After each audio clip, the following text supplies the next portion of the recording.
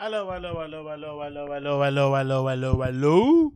Welcome back to the Random Show, episode number, I think 163, 162, one of them. Not too sure which one it is. It should be 163. Thank you for tuning in to Random Show with your host, Agostino Zinga, and this is episode number 163. I think it should be, but if it isn't, it doesn't matter which episode it is. You are here, you're locked in, and I'm thankful to have you here with me today. I am thankful to have you here with me today. So we've got many things to jump on and talk about here. Let's just get it going. Let's just get it started. Let's not waste any time. Let's just dive on deep and get it absolutely cracking. So, first things first, my ladies and friends. Halloween. Celebrity Halloween costumes. I don't give a fuck about Halloween. Never have.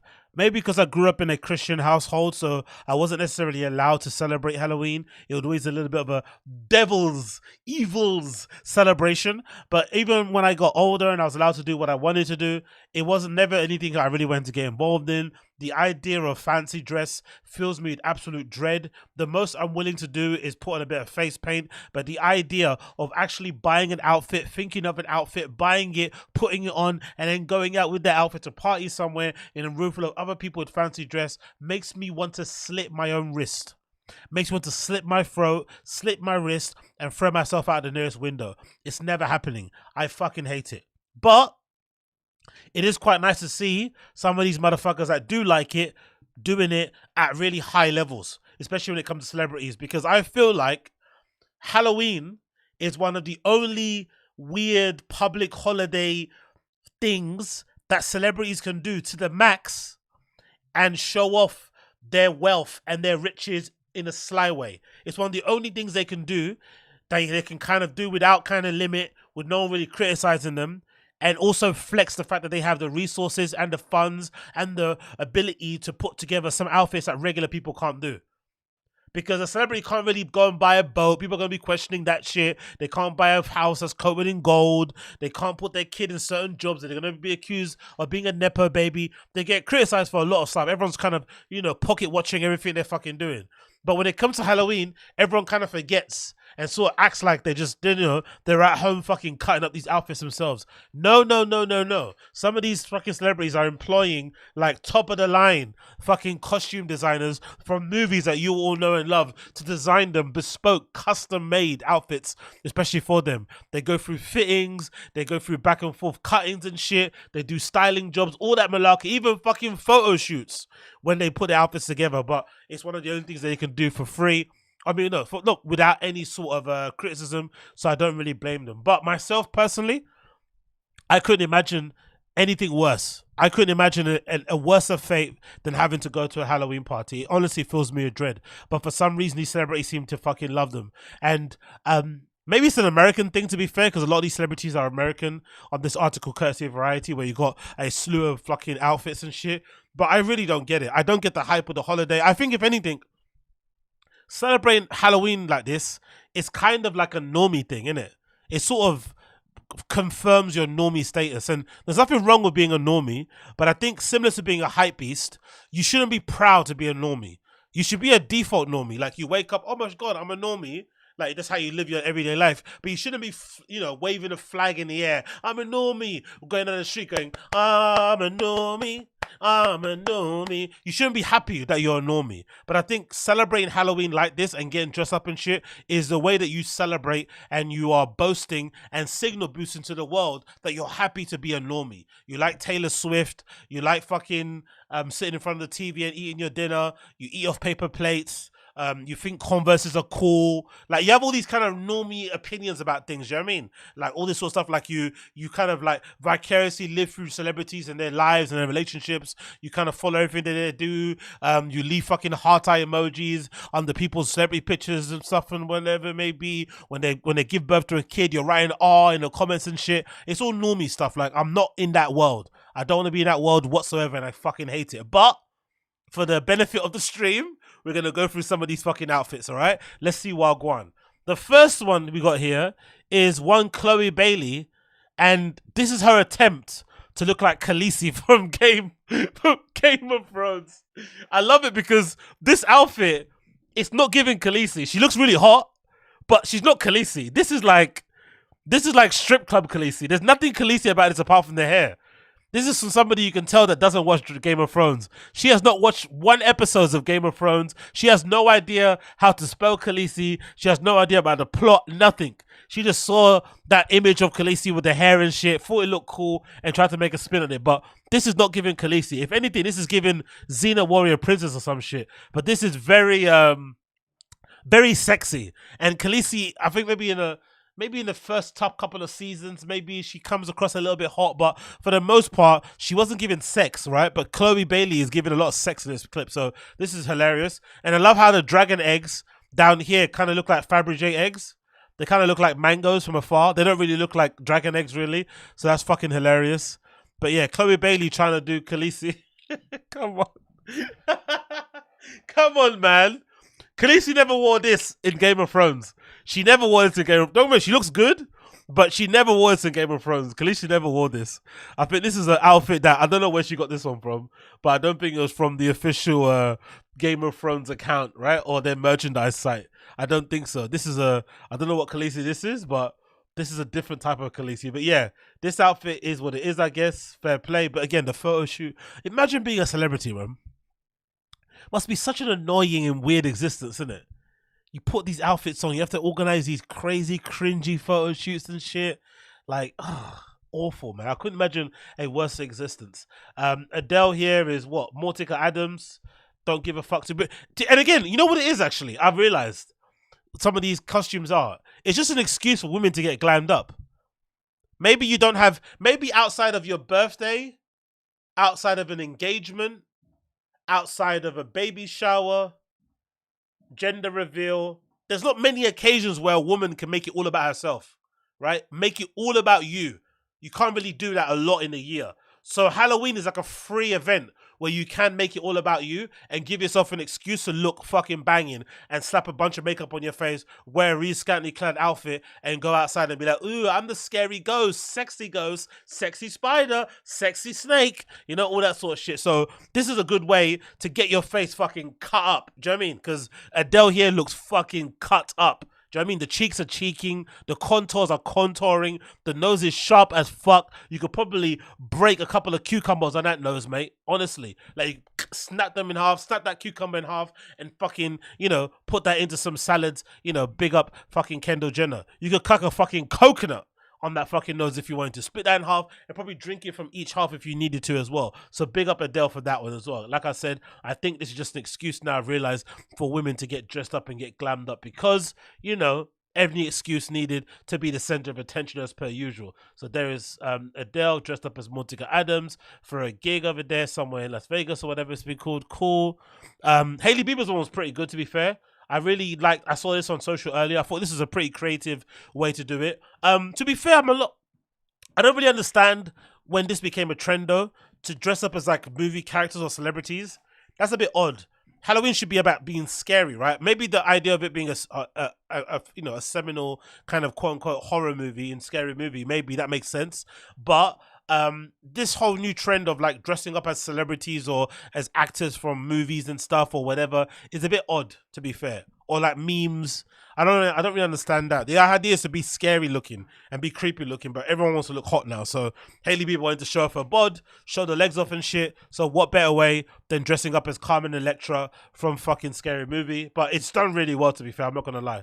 She absolutely smashed it. So big up her. But again, money was spent, the photo shoot was fucking had, and the hair was laid. And again, the makeup was done and the hair was laid incredibly well there. Then we've got Ed Sheeran dressed up as what? Chucky. It's funny because they didn't have to put too much makeup on him, innit? He basically looks like that. Anyway, so, yeah, I mean, not much work needed there on the face. You know what I mean? Bless him, man. He's so fucking ugly. But bless him. He looks pretty good here, though. Yeah, Chucky wearing a pair of Jordans and shit. Fair play to him. Ed Sheeran at the whatever stadium it is, dressed up as Chucky. Cool, I guess. Then we have Mariah Carey in a sparkly red dress. Again, Jessica Rabbit. Women just want to be sexy, innit, during Halloween. Why? Let's be scary. Let's look a bit freaky and shit. That's why you have to give Heidi Klum a little bit of credit, because at least she tries to go for like weird, freaky, scary, odd kind of looks. These most women just want to look hot. Any excuse just to be attractive looking. Like, come on, man. Jessica Rabbit. Okay, cool. We get it. All right. Fair play. Haley Bailey dressed up as Whitney Houston. This is a pretty good tribute also. I'm not too mad at that. The only thing I don't like when they do these type of tributes, I don't like the interpretations. If you're going to do the like for like, do it like for like. Like, put your arm a little bit down. Why is your arm so up like that? Do you know what I mean? Like, actually make it look similar. But they always try and do the little untwisting things. It's kind of a little bit of a pet peeve of mine. Maybe it's the whole design, you know, mind of mine where, but if you're going to mirror something, mirror it exactly. Don't do your own little twist on it. But it's just a little thing that kind of pisses me off. But hey, it doesn't really matter. Apart from that, it looks fairly decent. Kim and her daughter Northwest dressed up as Cher from where? From what? Clueless. Okay, I've never watched Clueless, to be fair, so I wouldn't know who those characters are, but I guess they look pretty good. Fair play on that one. We scrolled by that. Lizzo. Lizzo what? Lizzo as Tina Turner. I don't know about that one, bro. Lizzo, you have to give her a lot of credit, though, innit? Lizzo's a lot. You have to give the girl a lot of credit. Cancel culture did not stop her from having fun. She was getting cancelled. People were saying all these mean things about her online. She just thought, you know what? I'm still going to go out to Beyonce's concert. I'm going to take part in Halloween. I'm going to enjoy myself. You guys aren't going to stop my fucking fun. And she's done really well for it, to be fair. But the Tina Turner look, I'm not really too sure on it, to be fair. Not for me personally. Let's see if there's a reference. So is there a reference? No, of course not. It's just more pictures of her.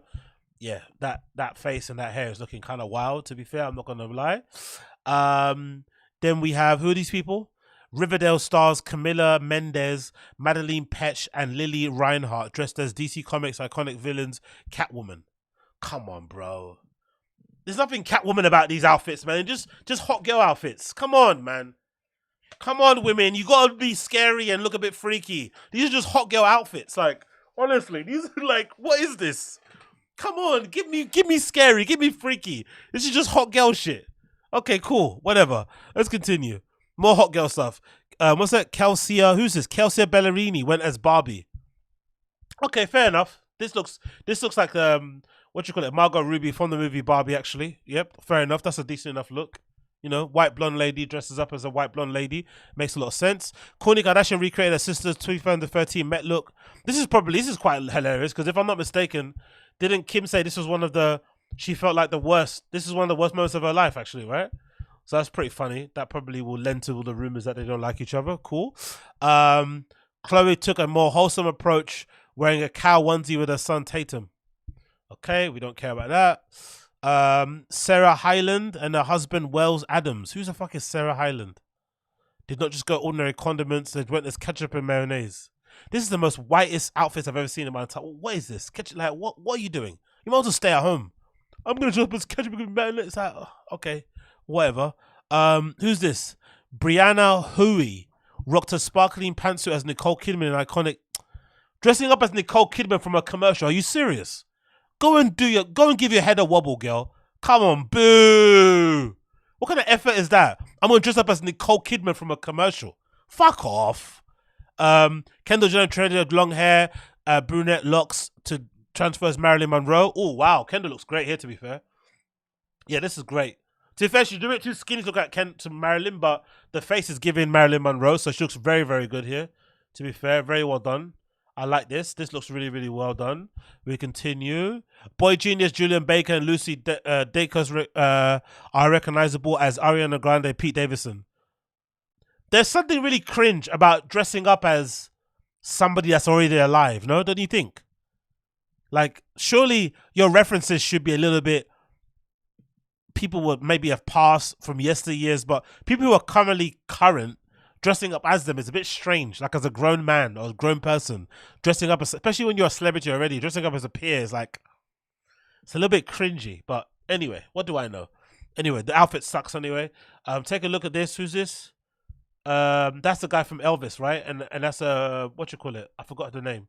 The model's daughter. Again, don't give a fuck about the outfit. Was it Kai Gerb and Austin Butler? Not for me. Who's this person? Paris Hilton, dressed up as who? Who's she dressed up as? Britney Spears. What? Is that when did Britney wear this? Is that from the music video? I don't know about that one. Cool, I don't care. Who's this? Okay, Kill Bill with what's his face? Machine Gun Kelly and Megan Good. This is a pretty good one, to be fair. I'm not mad at that one. That one's pretty decent. Who's this lady here? I don't know who this lady is there. She dressed up as Cher again. Victoria Justice as Cher. Cool. Who's this? Oh yeah, that's Randy Gerben, Cindy Crawford dressed up as Danny Zuko. Oh yeah, from Greece. Okay, cool. We like that look. And then let's look at another one. Who's this? Who are these people? Kelly Sawyer and that Jessica Alba. Shit, I didn't recognize that, boy. Fucking hell. Who's she meant to be there? Jessica Alba is who? Jessica Alba's bedazzled outfit. Who she look like? Is that Britney Spears? I don't know about that one, bro. I don't know about that one. I'm not gonna lie. I'm gonna keep my opinions to myself. Let's just roll back that one. And then who's these people here? We've got Justin Bieber and Presley Garber who dressed up as some guys on vacation. Okay, that's. I love the lack of effort Justin puts into everything. Is fucking brilliant. I love it. He's a fucking king. Big up Justin Bieber. And who's this guy? Who's this person? Evan Ross and Tiger. Terrified Art Clown. Okay, cool. Whatever. Who cares? Celebrities dressed up as Halloween outfits. I don't give a fuck. If anything, I'll bomb all the houses where they are at because I think it's all fucking annoying. But hey, what do I bloody know? Most of you, I think, have definitely seen this video going around on social. It's pretty crazy, man. So, it looks like, according to what I've been reading online, there was some sort of noise complaint going on with some neighbors in New York or something. And this latest caption says as follows: a manhunt after a shooting his neighbor and his stepson to death over a noise dispute in Brooklyn. Police operatives in the US are currently on a manhunt for a 47-year-old man called Jason Pass, who shot and killed a father and a stepson in Brooklyn apartment. So some sort of noise complaint happened between two neighbors in an apartment block that then resulted in somebody getting in the dad and the son getting shot. And it's pretty tragic, don't get me wrong. I'm not going to play the video because it's quite gruesome, but I'm going to skip around there a bit. But the funny thing about it is that there's a bit where the dad in the doorway over here comes out on some like bully boy thing, right? Because he's quite jacked. And it made me think in general, like, dudes at this point should know. I think most guys are aware that muscles don't count for shit these days. I think with combat sports and all this kind of, you know, becoming very, very popular over the last few years, especially stuff like MMA and whatnot, I think most guys are aware that even if you get really jacked, it doesn't mean you can fight. It doesn't mean you could do anything. And it also doesn't mean that you're going to be able to withstand bullets and shit. So I'm surprised that this guy, especially living in New York, would be on that kind of time. Because you'd imagine in that part of Brooklyn where they're from, maybe, you know, from like a maybe rough area, you'd assume they're used to this type of level of violence. This is not out of the question. This is not out of the blue. This probably happens quite often. There's probably been a lot of shootings in that area anyway. So for the dad to be so reckless like that, and put his entire family in danger by like being on some bully boy thing, coming out with his top off and shit, and wanting to start a fight, and then getting his son, his stepson, and himself murked is really sad. You know, that's a sad thing because he comes out with his chest up, right in the man's face. And if I'm not mistaken, he also came out with some scissors. I think he had scissors in his hand, right? Poking in the guy's face. And if you watch the whole video, you'll see, to me anyway, and again, I don't know if you guys are the same, but I grew up in a rough area of London, and I still live in a pretty rough one. And one thing you kind of get to, one of the benefits of living in a rough area is that you become a little bit like, you have street smarts, but you're able to kind of read situations. You're able to kind of deduce what's going to happen before it already happens. And more often than not, when there's going to be a violent altercation or something really crazy, you can kind of tell. So when I watched this video, even though I knew the outcome, there were loads of little things that the guy who had the gun was doing that would let me know that this guy has a strap, you know? So I think the dad should have been a little bit more aware of it. Whether or not you pull out your own strap or get something else, I think he should have been aware what time that guy with the shirt was on. Because he was twitching. He was ready to pull it out.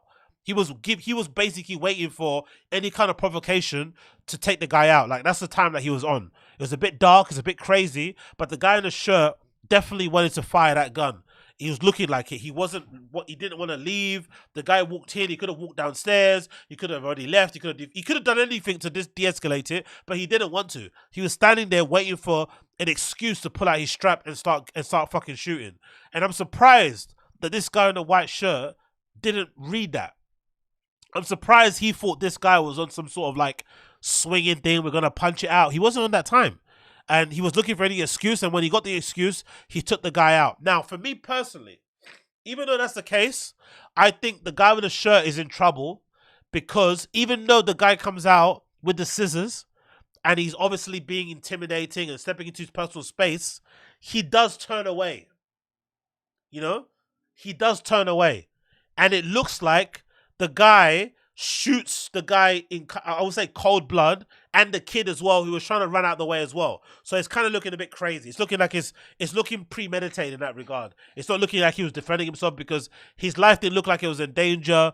All the women in the house were trying to pull this guy back. The son was trying to run out the way. Like, it's looking a little bit menacing. It's looking a little bit dark, to be fair. But like I said, I just don't understand why the guy here in the white shirt wasn't able to read from the minute zero, from the start of this altercation. It was very clear to me the guy in the shirt wanted to pull out his gun. He kept twitching, he kept moving himself, he kept puffing up his chest and shit. He was waiting for a provocation. So I think, as tragic as like, even there, he's fiddling around with his fucking belt. As tragic as it was, I think the guy in the white shirt should be really sad that, you know, he didn't clock it soon enough, because unfortunately now, you know, the family has lost a dad and a stepson because of their inability to kind of calm things down and not be too crazy. And again, like, the whole video is kind of crazy to watch. I don't recommend you checking it out, to be completely honest, but it's kind of crazy. What are you saying here in a stream chat? I'm Sin saying, I'm from New York. We live next door to these killers and we are parked on top of each other. These people don't have time to deal with emotional issues because you're working 23 hours to pay. Yeah, exactly. No, I'm sure that's the case. I don't deny that. I am Sin. I really don't deny that. And it's not justified at all. I'm just sad because I feel like it was very obvious where this was going. It was very clear that this was going to end in some sort of physical altercation, but it was also very clear to me that the guy here with the jacket, with the shirt, wanted to pull out his gun. He really wanted to pull out his gun.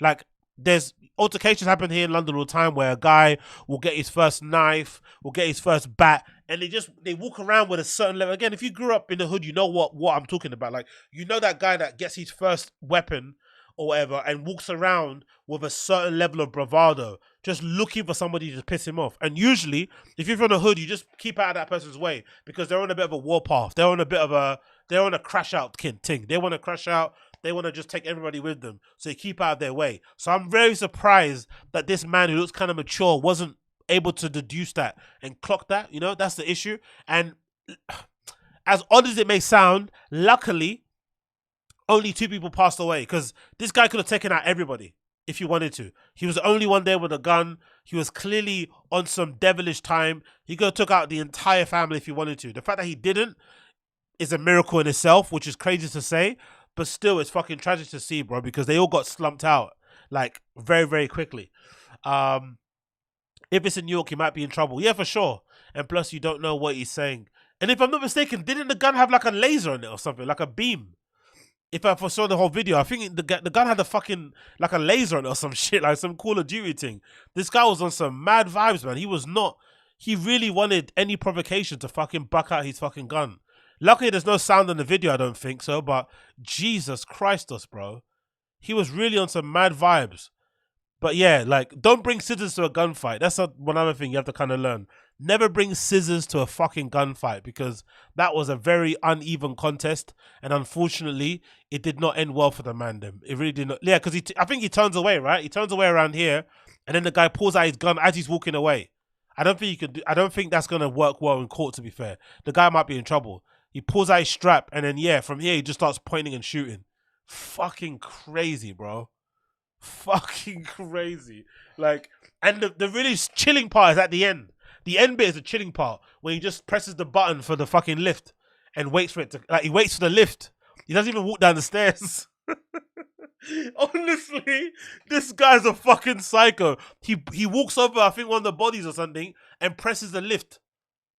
He checks on the body. He presses the lift, waits for it, gets in. No, not lift. Sorry, not the lift. He gets into his apartment. No, it's not a lift. It's an apartment. I beg to differ. It's an apartment. He walks into his apartment and just closes the door. He doesn't even walk down the stairs and run away. Like, absolute psychopath, man. Like, wow. What you guys saying? Everyone at NC's got a gun. I can get one today if I made a call. Oh, really? I didn't know that. Don't you have really strict gun laws though in New York? Shit. Don't you have like crazy gun laws that if you get caught with a gun that's not registered, you can get automatic like 5 years or some shit? That's what they say about rappers. Rappers should never go to New York with guns and shit because the laws are really crazy. I didn't know they're that easy to get. Jesus Christos. The guy in the white shirt had something in his hand though, says Patrick Emerson. Yeah, I think he had some scissors from what I could tell from the other video I watched. He didn't make the cut. Logos Cartel is fucking evil. Cops killed him already. Really? Is that true? They killed him already? And his girl has to take some of the blame. Yeah, so again, I'm not sure what the argument stems from, but I think it was something along the lines of some sort of noise complaint. It looks like the girl was arguing and the guy steps in. Who knows what the issue was? I don't want to attribute any blame until we know the actual details, but it's again just unfortunate the guy in a white shirt couldn't clock that this guy wanted an excuse to pull out his gun. He should have just de-escalated it and went back inside, or if he wanted to be on the gun time too, buck out your gun. But he should never have come outside on some bully boy thing holding scissors, because this man wanted to crash out. He was on that sort of time, and it's unfortunate the way it ended. Hopefully they get reprimanded and people get their justice that needs to be done. But fucking hell, boy. Like, the end of it is so chilling because you see how quickly people's lives can change. Like, both guys get absolutely taken out in an absolute second. And I feel most sad for the son because I don't know why he came out, to be honest, but he comes out to try and help and try and run away. And then he ends up getting taken out also, man. I feel so bad for the kid. The kid gets taken out. He's lying on the side of the floor. The dad's head like slumped at the front of the fucking door of the entrance of his house, and the guy just walks into his apartment and closes the door like nothing happened. Fucking spooky shit, bro. So yeah, RIP to those involved, and hopefully people get the justice that's needed. But yeah, another evidence that, you know, people just need to leave people alone. That's the main thing. Can we get to a world where people just leave people alone? Is that possible? Can we just leave each other alone? Because you never know what time people are on, man. Some people just are on some mad thing. Because it kind of reminded me of that video. Was it in Alaska or somewhere really cold with snow, where this couple gets into an argument with their neighbor across the road about, I guess, clearing the snow on the road, whatever, some neighborly dispute, and the guy just pulls out a gun and just takes out everybody, and I think he ends up shooting himself as well. He shoots the people, the neighbors, like he shoots the woman like millions of times, goes back and shoots her again on the floor. Like, it's fucking crazy, bro. And it's just like some minor neighborly dispute. But I think most of the time, those things can be eliminated if you just leave people alone, personally. Because, you know, not everybody's got the time and day to kind of be patient with people. That's the main crux of it. Anyway, moving on. So, we've got here a reply from DJ AKADEMIKS regarding the Juicy Santana stuff. I personally want to see the fight. I personally do want to see the fight. And I personally have said before that I think this is a natural... Look at all the alarm. Look at the fucking all the police sirens around here, man. I live in a fucking trap. So I think this is a natural consequence of AKADEMIKS just being way too loud and being way too fucking messy and being way too in the drama. Eventually, as a man, you're always going to get to a position where a guy is just gonna want to fight you. You know, that's the thing. A guy is just gonna want to fight you at the end of the day if you just talk too much smack. There's only so much back and forth you can have with a male before they just say, you know what, enough is enough.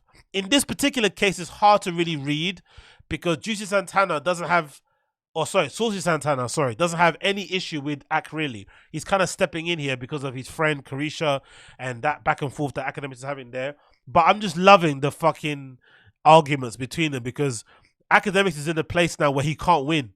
If he fights a gay guy, he looks like a fucking crazy. If he fights a gay guy and loses, he looks even more crazy. If he ducks the smoke, he looks crazy. So the only thing he can do is just sit online and just, like, you know, throw insults back and forth. So this is the latest stuff that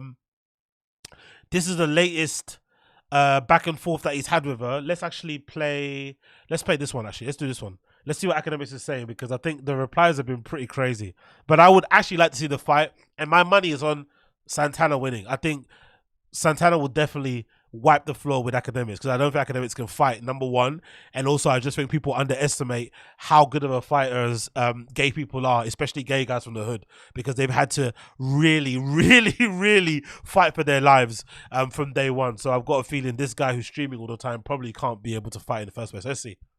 All right, baby. All right, we about to play. Y'all want to hear this nigga? All right, go. Yeah, I know he about to try to go crazy. Here we go. Nigga, no TOS is on it, right?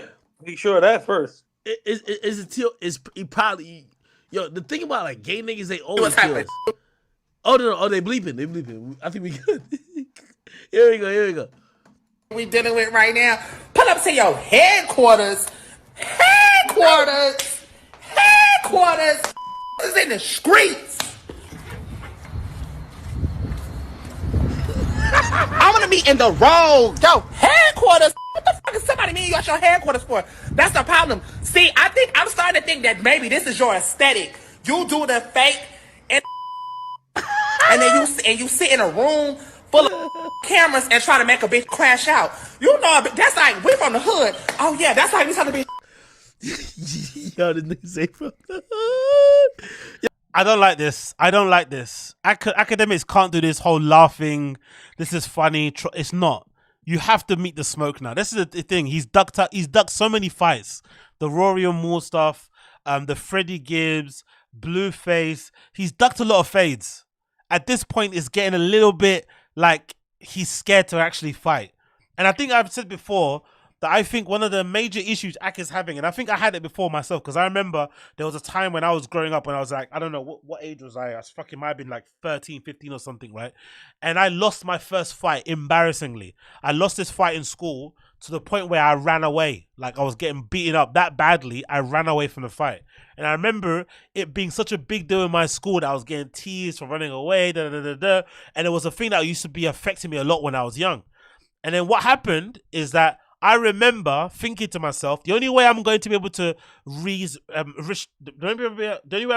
restore my reputation is if I just crash out on somebody. So randomly one time before I left school, so imagine I get fucked up in the fight, I lose, I run. Then a year later, because I'm still feeling the embarrassment and the shame of running away, I then just randomly start a fight with some random person in school. Right, just some random kid over some random argument. I just end up going crazy on him, right? I'm like, without any reason, and I'm in the wrong. I beat this guy up, right? But I have to be honest, it did a lot for my personal confidence. It made me feel like a man again. Even though it's really toxic and bad, I swear to God, I'm really ashamed of it. It really did help to kind of restore my manhood and allow me to be a lot more kind of, what do you say, fearless, right? And to not be afraid to get into confrontation and altercations and shit. And it kind of did help me with stuff when I get older. So I can identify a lot in academics getting kind of mugged off and getting embarrassed, like the Migos thing with Joe Budden. Remember when he was like, Joe Budden and the Migos were like, was it Joe Budden and the Migos going to altercation, and academics is fiddling with his mic and looking all nervous. Then obviously the Vic Mensa thing, where Vic Mensa said he wants to slap him because of the war in Chirac shit. Like he's had instances online where he's been fucking marked out, as they say in LA, right? He's been made to look like a pussy. And I think those type of things for a man can be hard to shake.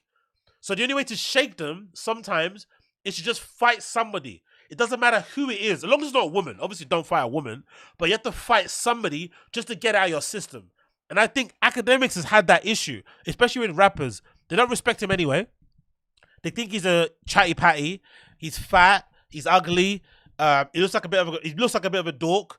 So they're always going to look at him a certain way. So the way to really assert dominance, I think most guys would know this, right? Especially when you're a guy in school. Sometimes the only way to kind of make people respect you sometimes is to be really good at sports, to be really funny, or to be able to know how to fight.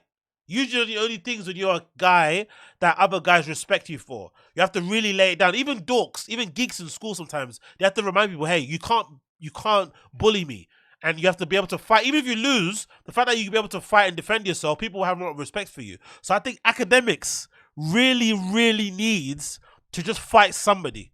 It doesn't matter if it's Saucy Santana, Little Baby. It doesn't matter who the fuck it is. He has to get one fight under his belt just to remind people that he is a man.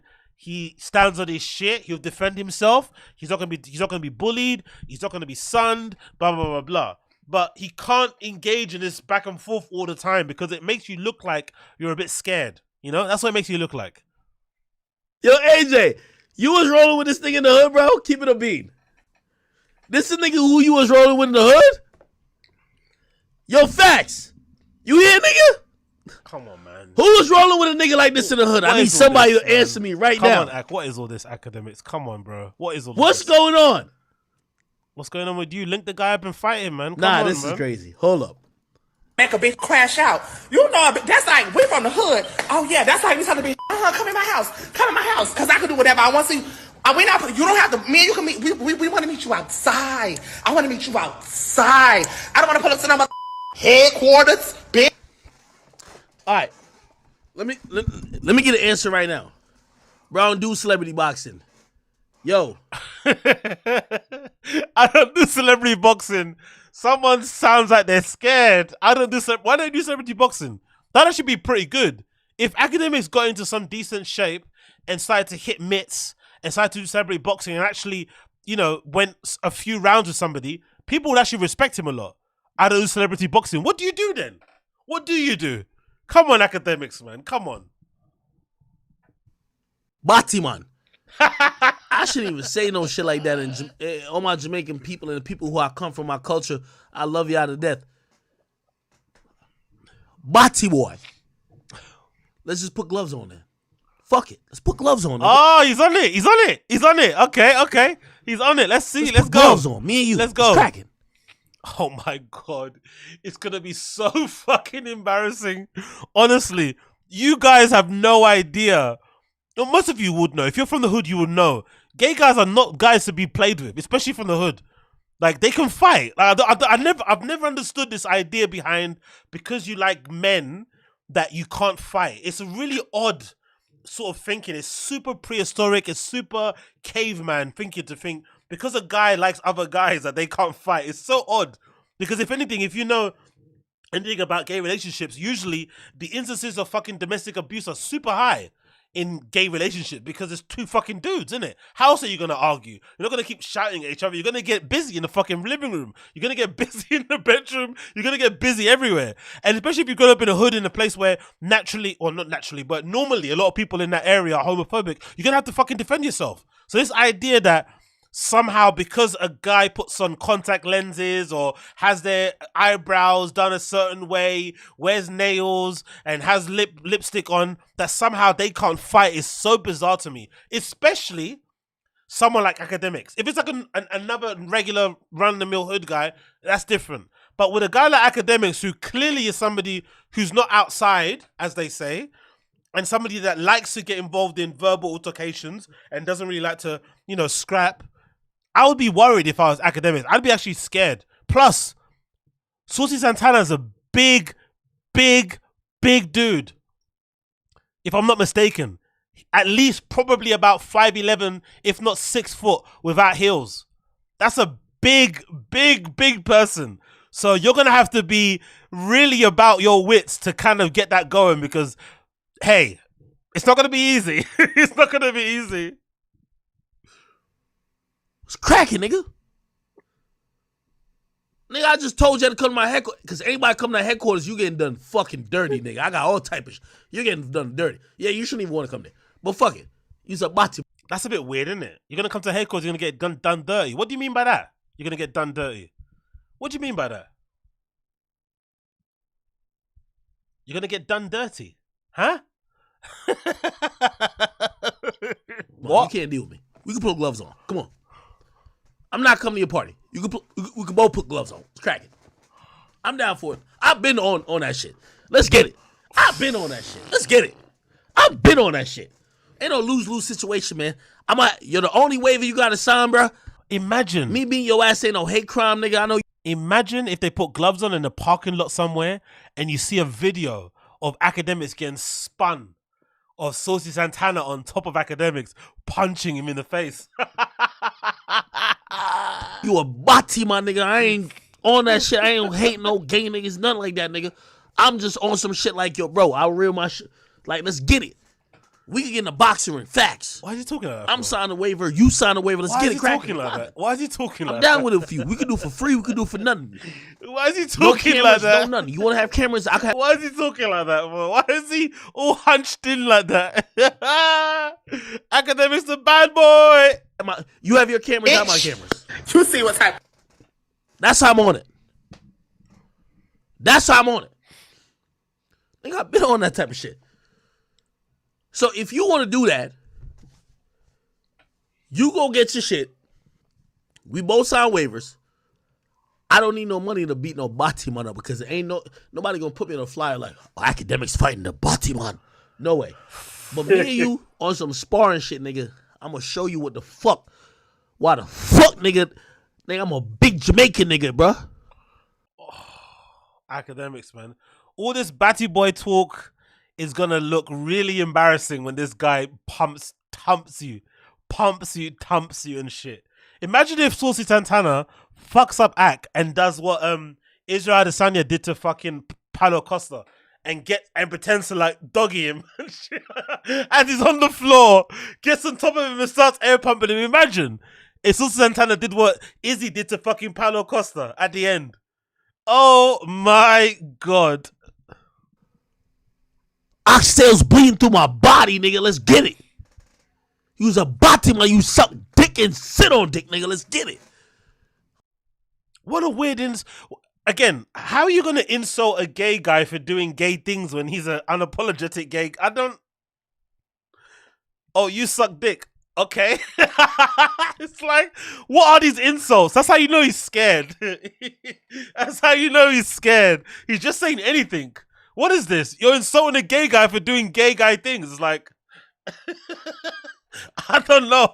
I do that. We could do that in a sparring session. I'm not fighting you on some shit like, you think me, bro, you got to deal with yourself in the mirror, gang. I ain't going to ever deal with you where you got to look at yourself and realize you's a Batiman. I don't got to deal with that. So if that's what you want, yeah, you don't got to come to my headquarters. Me and you, we can squabble up. We can squabble up and have JT and what's the other bitch name? KREISCHER'S on a corner. And when I'm violating you, they're going to be like, oh, shit. This bitch ass nigga should have been taking testosterone blockers because I ain't never take none of those. I'm a grown ass man, nigga. I've been down to squabble with a lot of niggas. Bati boy, I definitely getting in with. Pause. What? No. You can't say pause after saying that. That's unpausable. What do you say? Take none of those. I'm a grown ass man, nigga. I've been down to squabble with a lot of niggas. And a Bati boy, I definitely getting in with. No, you can't pause that. A Batty boy I'm going to get in there with. Now I'm not really too sure what's going on here. Is Academics flirting with Saucy Santana? Is he trying to threaten him? What's going on here? Like, is Ak confused? Is he turned on? Is he scared? What's going on here? What the fuck? Do you want to fight the guy? Do you want to date him? Like, what's going on? Come on. Make your mind up, Academics. He's confused, isn't it? He saw... Pause. Okay? So... You might have to call Ray J, too.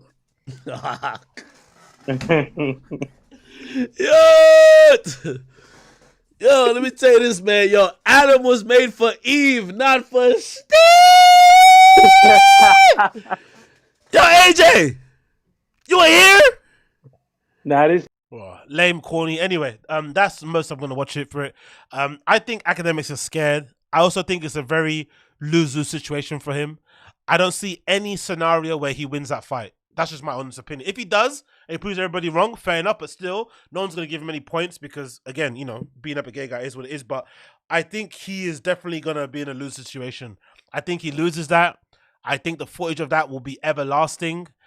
He would never be able to live that shit down, and if he does lose that fight, you have to do what I did and just pick on some random guy in the street and just fight them to get his fucking honor back.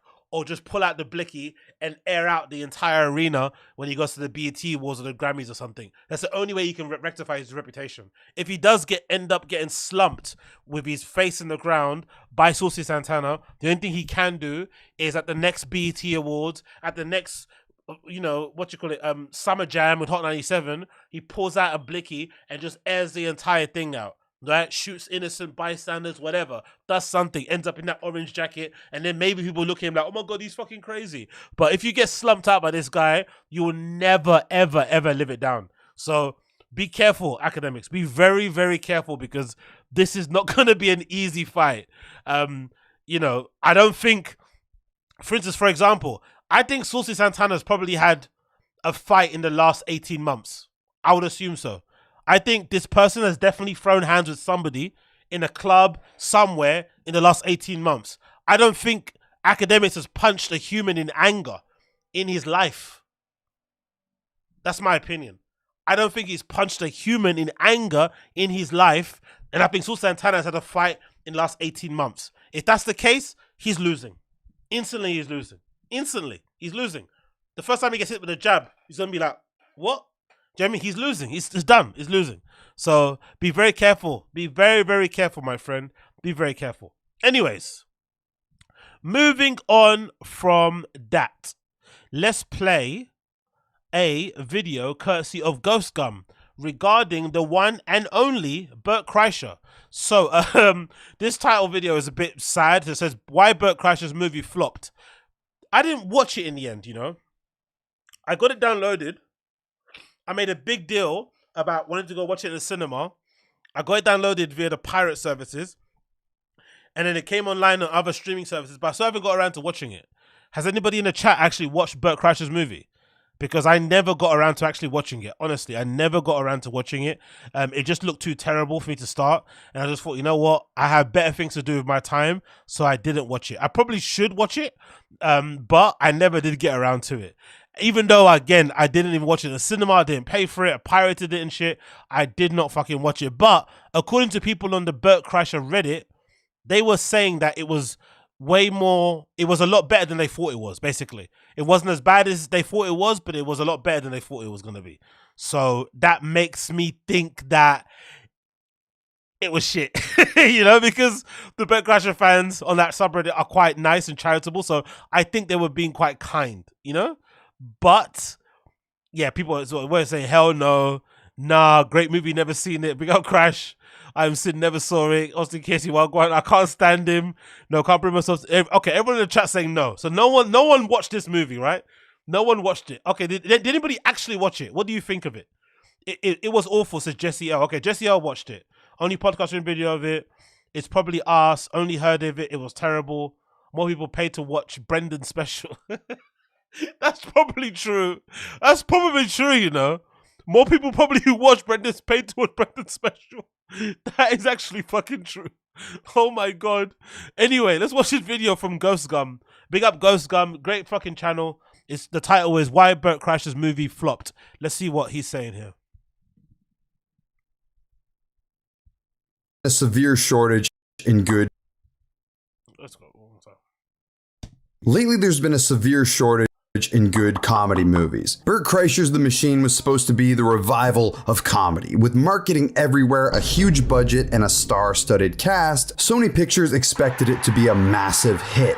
And they were severely disappointed. It lost over $10 million, was pulled from theaters after 2 weeks, and got bombed with bad reviews. Sony then panic cut a deal with Netflix to recoup their losses because the movie was doing so bad. All of this for a movie about this guy. Unfortunately for you know what's funny? He actually thought he was gonna save the comedy movie genre.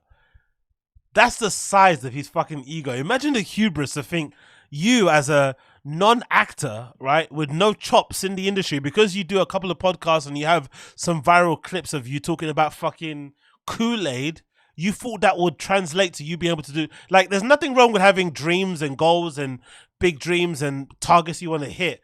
But surely, just because you would do podcasts, why would you think you would have any ability to put together a good comedic movie? Like, what? Especially centered around your own life and you being the starring role in it also. It would be different if maybe he was producing a movie about comedians that he was director of, fair enough, but him being the main character, right? Both figuratively and literally, and then thinking it was gonna work is fucking crazy, especially considering how unlikable he is also. I think that's also plays a part in it. I think that also massively explains why a lot of these a lot of these actors go out of their way not to be on social media and shit. I think it's quite important for an actor, I would imagine, not to be too much of a personality online. You kind of want your work to kind of speak for you. So you kind of, you're a bit reserved when it comes to social media. You don't use it. You don't do many interviews. Maybe because it helps to keep the sort of mystery when it comes to your movie. So people can't people will always give your movie a chance because they don't know much about you. But with Bert, it's the opposite. You know way too much about him. So if you don't like him, you're not going to watch his movie, are you? So it's kind of a weird way to go with things. But hey, let's go. The biggest critique about this movie was probably the worst thing that could have been said. It is very, very boring. Literally nobody is talking about this movie. It averages about a 4 or 5 out of 10 on most outlets. Critics hate this movie. Audiences are indifferent to it. It also peaked at 8th in the box office when it came out. It's safe to say this movie was a flop. But what about the guy the story's based on? Whether as a result of this or just poor timing, Bert has received a lot more attention, although it's not the attention he wants. His problems have been brought more into the public space as a result of this movie, including his drinking problems, his beef with other comedians, and the mask of a fun party guy that he's known for slowly slipping. So that leaves us with the question, what the hell happened?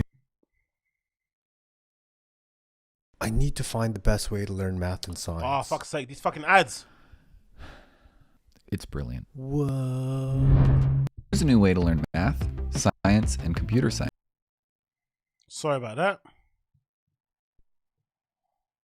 The Machine, starring Bert Kreischer, is a movie that works off of his most famous story of the same name. Bert has told this story so many times that it's basically become his identity. By the way, does anybody believe the Machine story? Does anybody believe the Machine story? Because I have a high doubt meter on that fucking story in its entirety. I think the whole thing's a fucking lie, personally for me. I think the whole thing is a fucking lie. The whole thing is a fucking lie. Like, I don't believe a 1 inch of it. Even when I first heard him speak about the story, it was just one of those, it was the kind of story that you hear someone say at like a house party when they're trying to impress a group of boys, or maybe there's a couple of cute girls in the room and they're trying to impress them. It doesn't sound believable in the slightest. For me personally, I've never believed it. What do you guys think? X for doubt, hell no, X.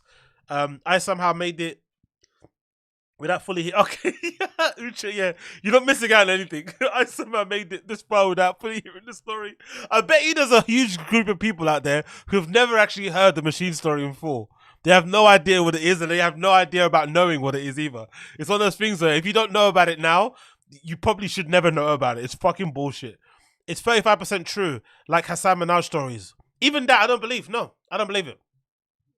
Because 35% is too much. Because maybe he did go to Russia. Maybe he did for school. Cool. But all the stuff that he mentioned in the story, bullshit. That's less than 35%. That's probably 5% of the story. Okay, I went to Russia, had a good time.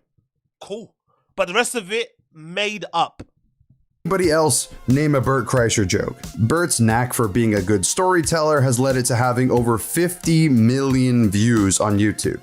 The Machine, the movie, is basically a sequel to the story that totally happened. I swear you can trust this man. Exactly. Where Bert plays a fat alcoholic John Wick who has to go to Russia to retrace the steps of his younger self. With such an iconic story and, more importantly, iconic views, Sony Pictures saw dollar signs, so they put an insane amount of marketing into this movie. They plastered Bert's face and belly over everything and anything. I mean, it was on the can. Honestly, man. When I saw this, when I was watching that UFC card, I was like, oh my fucking God. Oh my fucking God. What the fuck is this? At multiple UFC events for the entire thing. It felt inescapable, really. Sony also somehow got Mark Hamill to be in this movie. All for a movie centered. You know what's actually funny? Bert doesn't mention this movie anymore, does he? he doesn't mention this movie the same way that Brendan has suddenly forgot he has Tiger Thick whiskey.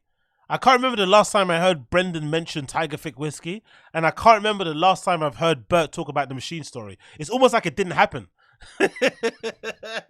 It doesn't exist. He doesn't talk about it at all anymore. And he was fucking on the promo run talking about it non-stop, driving, and the moment it flopped, he completely forgot about that bitch.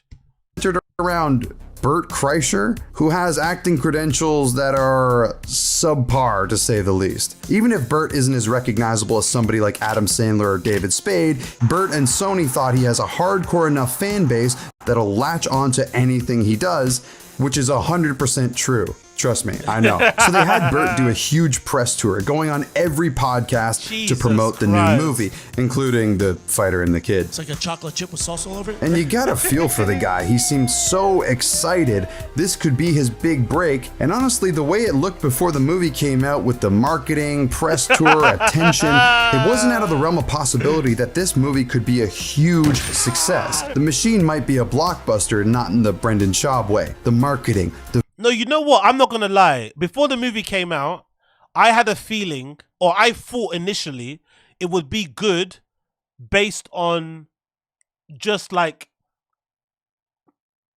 it just being like a fun, carefree, kind of not taking itself too serious movie.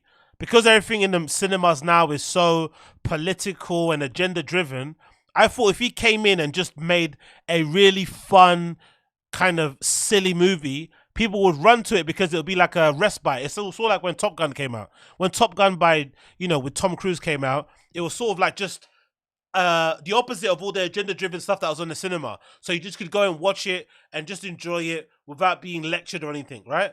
But I guess the issue that I didn't realize was that the movie has to be good.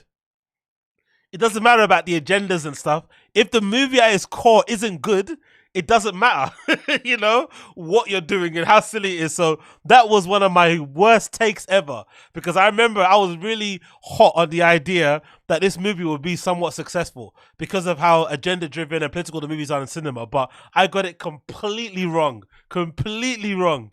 The views, the laugh, it was all set up to succeed. So on May 3rd, 2023, the movie is released, and the crowd went mild. At first, The Machine had some positive reviews from the most hardcore fans who saw the early preview. However, even some of them said it was a bit much. And when even the most And I think, if I'm not mistaken, in London, it lasted in the cinema, I think, a week. I swear to God, because I was going to watch it one particular weekend. I couldn't go. Tried to book it the following weekend. It was out of cinemas already. It lasted 1 week in our cinemas. If I remember correctly, it was one of those limited releases. So it wasn't even available in all cinemas. It was only available in certain sort of locations and shit. Obviously in central London and other parts of London. But it was only available in select branches. So it lasted 1 week in the UK and only in select branches. So it must have done terribly over here. So you can imagine, if it did badly in America, just imagine how, you know, Bert isn't as well known over here as he is over in the States. So it must have done terribly here too. It must have been one of those cinemas where you walk into the room and there's like one person watching it. hardcore fans are calling your movie boring, red flags should start flying. If the hardcore audience thought this, imagine what the general audience is gonna think. Exactly. Once the reviews started to come in from average movie viewers, the scores started to drop pretty hardcore. But not to the point where it's so bad that people started to see it, like Cats, for example. You see, there are good movies and there are bad movies. There are also good bad movies. Oh, hi, Mark. This is none of those. This is a kind of boring movie where there are minimal reviews on YouTube. Wow! I didn't even realize that. There's hardly any reviews for the movie on YouTube. Oh God! You know what? I kind of want to watch it now. I kind of want to watch it. I kind of need to close this loop. I need to restore my honor, right? And watch the movie. I'm actually gonna watch it because I've got it downloaded on my laptop. I literally have it there on my laptop. I'm gonna fucking watch it and actually do a review. That's fucking horrible, man. I feel so bad for the guy. I'm not gonna lie. But again, the hubris and the ego is fucking crazy. She landed in the worst spot a movie could possibly land. forgettable. The general consensus seems to be it's the kind of movie you'll watch on a flight while nodding off on the 2 milligrams of Ativan you took beforehand. It released with very little competition at the time besides The Little Mermaid, and somehow still finished in 8th place after 2 weeks. Now, Sony had invested a budget that was the size of half the GDP of Tuvalu into this movie. A movie about the guy whose most famous achievement for years was being named the #1 partier at Florida State University. You'd think they want to let this thing ride a bit and see how it does, but no, they pulled the plug on it after looking at the numbers, which were abysmal. You see, Sony had done the marketing right, but they forgot basically everything else. The original Machine story is from 2016. They acquired the rights to the movie in 2018, and the movie came out in 2023. Wow, I didn't know that. They acquired the rights to the Machine story in 2018. Why it takes so long to come out? Oh, I guess COVID, innit? COVID was like what? COVID was the end of 2019, so maybe that's why it took so long for the movie to come out. That delay of COVID, and then by the time COVID's over, it's 2023. So basically, the Machine suffered the same fate as like Uncut Gems. Because I always felt like Julia Fox from Uncut Gems, her career kind of got fucked over because of the pandemic. Oh, big up Austin Casey, appreciate it, brother. You will never get the time back. Guys, don't do it. No, I have to. Austin, I have to, brother. I have to restore my pride. I have to give myself that feeling of like closure, you know? I need some closure. It's like linking back up with an ex that one time, just to get that one more hit or that one more smooch. You just need that closure, and I need to have the closure again. I need to fucking find out what's going on, because my early predictions were so bad. I need to somewhat see it in HD. Was I really off, or is the movie not that bad? I needed to see it, because movies also are kind of subjective. Everyone's got kind of different tastes of what they kind of go into. Like, I'm not expecting this to be a fucking Scorsese production, do you know what I mean? But people are saying that even the people that actually watch movies a lot are saying no, it's actually really, really bad. So I'm curious to see, will I agree, or do I also have really bad taste? I'm not really too sure, but let's see what I'll go on. But big up Austin Casey, I appreciate you, brother. I'm sure the pandemic delays didn't help, but let's be honest, people aren't as invested in the Machine as they were 6 years ago. But even if it did come out 6 years ago, it's not a retelling of the story or a dramatization of it. It's a completely new story that takes place after the original one that's not nearly as compelling. Oh, why did they do that then? Why did they do that? It's not even based on the original story. It's a Come on, man. Sony has themselves to blame too. It's Sony and Bert's fault, basically. They fucked it, innit? Sony and Bert fucked it. Why would you do the Machine story and not just have it centered on the Machine part of it? Why would you make it, oh, here's him being... Who wants to see adult Machine? Daddy Machine. No, we don't want to see Daddy Machine. This video is sponsored by... Oh, for fuck's sake, more ads. Sorry about this, guys. All the ads in the fucking world. Okay, cool. Can we skip now? Thank you, God. Okay, more ads here. Ready meals. Cool. Everyone's getting paid. Nice to see. protein or more per serving. Factor legit saves me okay, Factor saves you lots of time. a whopping 50% off your first Factor box. That's factor75.com with code GHOSTGUM50 to get 50% off your first box. After a week, Sony realized this was going to be a huge flop, commercially and critically, and they were right. So after another week in the box office, they decided to recoup their losses, pulling it from theaters and cutting a deal with Netflix, pretending like this movie never even existed. Keep in mind, the budget for this movie was $20 million. Jesus Christ, bro. To be fair though, to be fair, let's be also fair. That movie didn't look like it was made with $20 million. Let's be honest. Like, movies just cost too much to make in general, because that's insane. What are you spending $20 million on to tell the Machine story? Really and truly.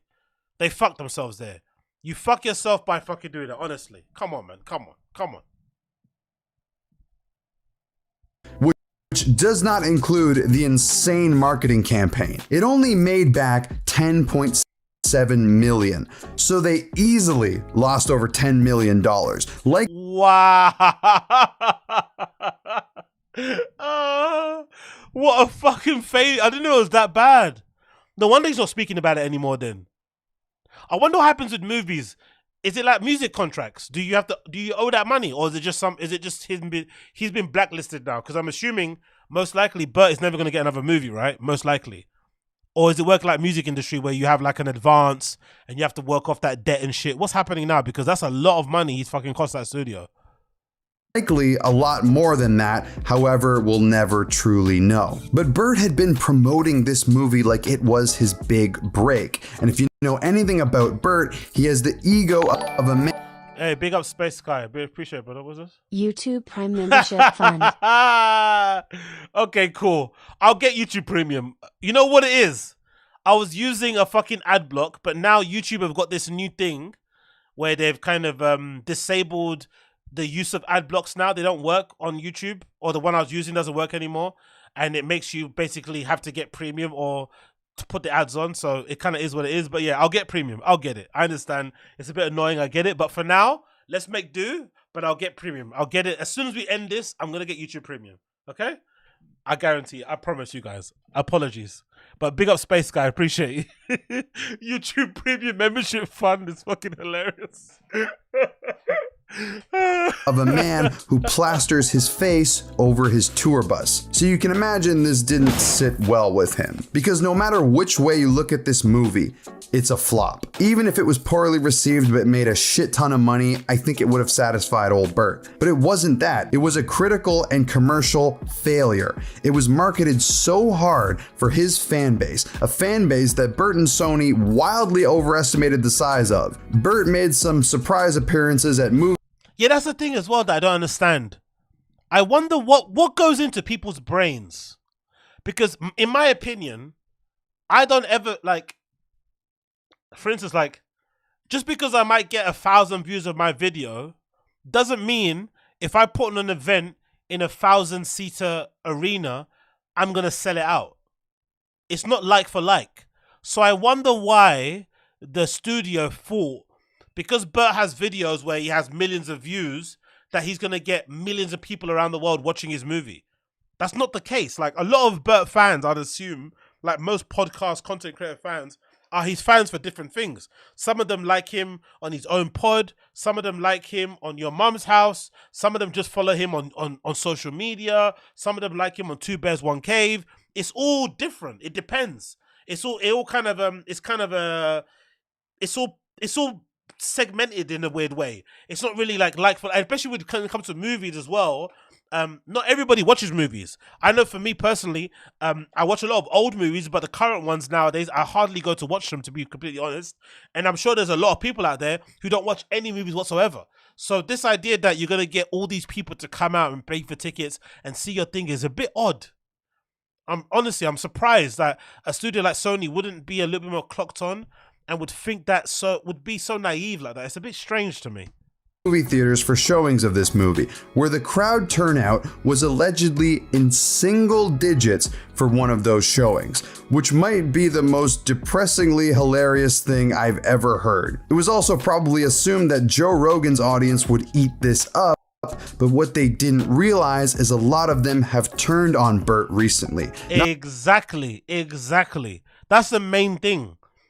Like, so the Machine story is 2016. Sony acquires the rights to the story in 2018. I think the sentiment around Bert Kreischer was a lot more positive and a lot more good-willed around that period before the pandemic. During the pandemic and after the pandemic, his reputation went a bit down. People started to notice all the annoying things about him, blah, blah, blah, blah, blah. And especially on YouTube, there's a lot more videos about him as well, being annoying, compilations and whatnot. So they should have struck while the iron was hot in 2019, 2018. Waiting until 2022 was too late. It's like making a movie with fucking Tom Segura now. Like, that's the worst time to do it because, you know, people don't really like Tom like that, like they did in the past. Same thing with probably Joe Rogan, right? Maybe Joe Rogan in fucking LA would probably got a lot more goodwill from people, but nowadays people seem to be a bit turned off on him also. not only on the Joe Rogan subreddit, but the Bert Kreischer subreddit seems to hate him. And if that's indicative of his general fan base, it seems the tides are turning, and that's not a good thing for Bert. But the thing is, you can't blame people for this. From his obnoxious podcast appearances, his try-hard personality, his nails on a chalkboard laugh, and his elitism that would make you think being a comedian is like being a firefighter. A comic's brain is so different than a pedestrian's brain. And like what, you know, like I can't help. I went Pedestrian is so funny, by the way. Oh, like saying that. I said to a woman. Yeah. That drives me crazy. It's like, we're not in the fucking armed force. Let's fucking react. It's kind of easy to see why people dislike Bert. But worst of all, Bert's funny, laid-back, party guy facade has been starting to give a bit. I mean, he's an old man now with kids. There's only so long you could be a drunk idiot. How do you do, fellow kids? Ari Shaffir told a story about how Bert Kreischer had a meltdown because of food? And not his own food that somebody else was ordering. But weirdly enough, it seems Ari is one of the only real friends that Bert has. Everyone around him seems to be just an enabler. The man is looking worse and worse in terms of his alcoholism. I mean, look at how bloated he is. I don't think you can blame Leanne, his wife, and his family for enabling him. He just doesn't seem like a person that listens, isn't it? He's going to have to go through what he has to go through before he gets better. Or maybe he won't. But I don't think someone like a Bert listens to reason, especially now that he's got loads of money and he's become really famous and stuff, very successful. He's got less reason to listen. So I don't think you can really blame the family or the friends. Like, what else can you say to somebody like this? You know what I mean? After, especially listening to him on pods and stuff, the way he kind of rationalizes his decision-making choices and gives himself excuses to do stuff, it's sort of really infantile and a little bit psychotic and shit. It kind of is his own journey. You have to just let him kind of run the course. That's not from food, I'll tell you that. And it's clear he has no intention of stopping drinking. He can't even admit he has a problem. Consistently having 12 drinks is not normal. But what's weird about this is he used to be universally loved. He was that chubby, feel-good guy who would tell crazy stories. But what worked in 2016 doesn't necessarily work now. The machine might have even worked in 2018 or 2019, but the story's been told hundreds of times now. After a certain point, people probably just stopped caring. Men lie, women lie, but the numbers don't. That might be true. That might be it. It might not even be about him personality-wise. It might not be about him being annoying. It might just be a fact that people just stopped caring after a while. It's just too long. 2016, the story originally went viral. 2016, it went viral. 2018, they acquired the rights, and it only came out in 2023. That's way too much time in between, you know? Way too much time. What's Booth McGee saying? Nah, he's annoying. Okay, fair enough. However, I should say, even though this movie flopped, Bert still sells out arenas, rides on private jets, and does very well with his podcasts. Financially, he's fine. At the end of the day, it really only hurt his ego. But that's the thing with Bert. It's all ego with him. He needs to be liked at all times by everybody. Look at his eyes, bro. Imagine making drinking your entire personality that. Look at his It's all ego eyes. with him. He needs to be. Look at those eyes, bro. Look at that. God almighty, bro. He must smell like fucking fire. Can you imagine what Bert smells like? Like in real life? Because he's definitely somebody that doesn't shower often, you'd imagine. Probably doesn't believe in washing his hands. Doesn't brush his teeth. Like, he must smell horrendous. Because I remember back in there, listening to his podcast, he used to brag about how you would shower in the swimming pool. Do you guys remember that? That was a thing that he used to always talk about. Like, yeah, I took he used to bath in his swimming pool in his garden or something. Like, it doesn't even rinse himself off in the outdoor like, just weird stuff like that. You're like, bro, that's not a shower. Big up Austin Casey. Have you heard the rumors going around that the married man that was getting his booty eaten by Taryn Manning was Bert Kreischer? Yeah. Big up Austin Casey. Yeah, of course, I saw the REDBAR thing. I don't believe it, though. Personally, I don't believe it. I don't think that's true. I don't believe it in the slightest. I don't believe it in the... I'll get this play out of the way. I don't believe this in the slightest. I don't think that's true. Nope. I don't believe it. That woman is way too unhinged for Bert. I don't think Bert would be with that person. She's a little bit too unhinged. And I think that story could apply to anybody. But I don't think that's Bert, personally. I don't think so, personally. No, I don't buy it. I don't buy it. I would have more. I would believe more. This is a weird thing to throw out here. But again, hear me out. If you told me some OnlyFans girl or a lady of the night had a story about Bert, I'd believe that more. I think he's more prone to do that than just some random, Hollywood actor woman, from, I think what was she from again? Orange is the New Black or something, right? I think he's more prone to maybe do like an OnlyFans woman hookup thing, or some porn woman, or some lady of the night, some escort thing. I think that might happen if that's the case, right? But I don't think I don't think some random actor woman will be the thing. I don't think so, personally. I think I see something. I see like a Las Vegas type of affair, right? Some professional escort type of lady being a situation, but not that lady, not personally. I don't believe the rumor. It's funny, it's fun, don't get me wrong, but I don't believe it. Me not believe it. Actually, let's talk about REDBAR. REDBAR's got a clip up now at the moment about what's his face, Andrew Santino. What do we think? Allegedly, Andrew Santino might have been playing away from home with TANA MONGEAU. That's what REDBAR is suggesting. And REDBAR's been at Andrew Santino's head top for a while. I think that's when I kind of discovered REDBAR, when he was going at Andrew Santino and saying that he cheats on his wife a lot, because I think he got some reports from random women DMing him and sending him notes and stuff and saying that he gets around town, like something along those kind of lines. And that's when I realized, oh shit, REDBAR's on some demon time shit, because Santino wasn't even that well known back then, and he was still getting at him like he was some big famous guy and obviously trying to ruin his world. So the TANA MONGEAU stuff is weird for me personally. I'm not too sure if I believe it personally, but it's an interesting way to kind of go about things. So let's actually play this video clip. Let's see if we can get it up here. REDBAR talking about TANA MONGEAU. It's very interesting to their affairs. Let's see if this plays here. Please play. Don't be annoying. Let's get the bitrate down so it plays smoothly, and then we can continue on with what's going on here. Bear with me a second as this loads. If you're enjoying the stream, make sure you're liking it. Continue down below. Give me a little likey down below. That'd be greatly appreciated. Give me a little likey down below. That'll be greatly appreciated. Okay, cool. Let's get this going. Sure. I've been after this comedian. You just have so much stuff. I want to do it all. Get me like his YouTube channel. Okay. Because we haven't talked about Andrew Santino in quite some time. Well, we talked about Cheeseburger. That was it's special. But I mean, we used to be quite after this guy.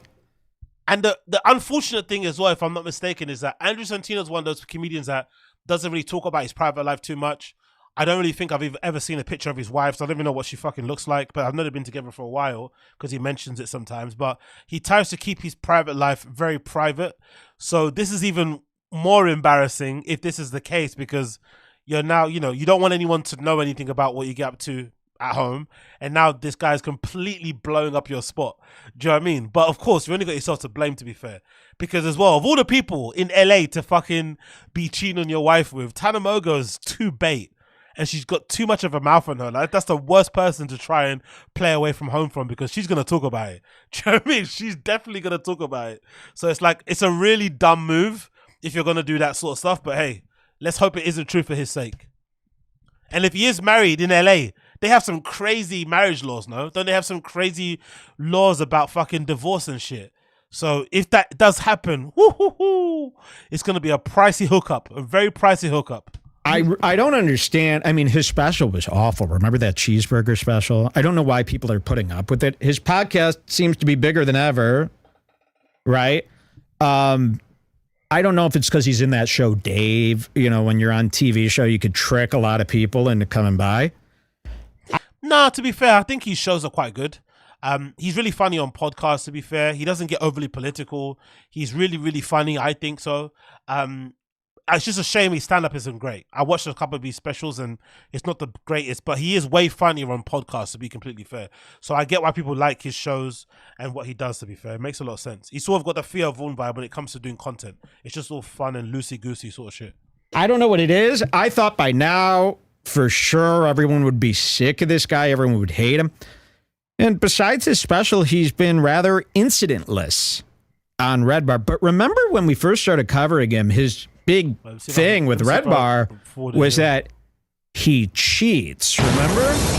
No, he lies, really he cheats. Detail. I'm going to forward it here a little bit. Let's go to how this was discovered. Do you want to start? So just click the first link. That is the most recent canceled podcast. Okay, and this was from what, 2 days ago? Today? It's just time coded here, 12720. That's what you want. All right, we're pulling it up. Let's do our little investigation here.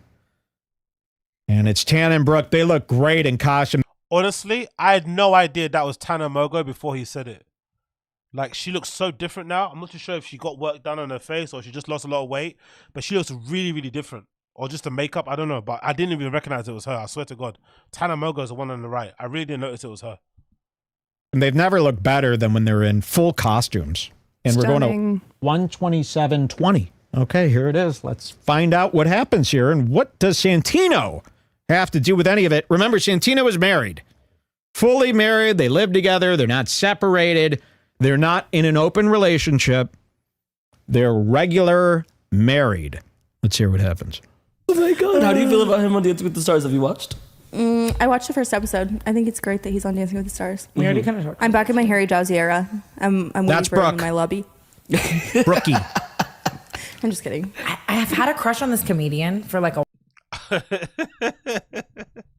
I love that she's just on a podcast, probably browsing her DMs or looking at her timeline and just throw out. You know what I mean? Just I love these just throwing out these truth bombs, this, you know, these little things on your pod and just ruining somebody's life. It's fucking incredible. The LA scene is fucking crazy. You're just sitting there like, so I wait to suck this guy's dick so much.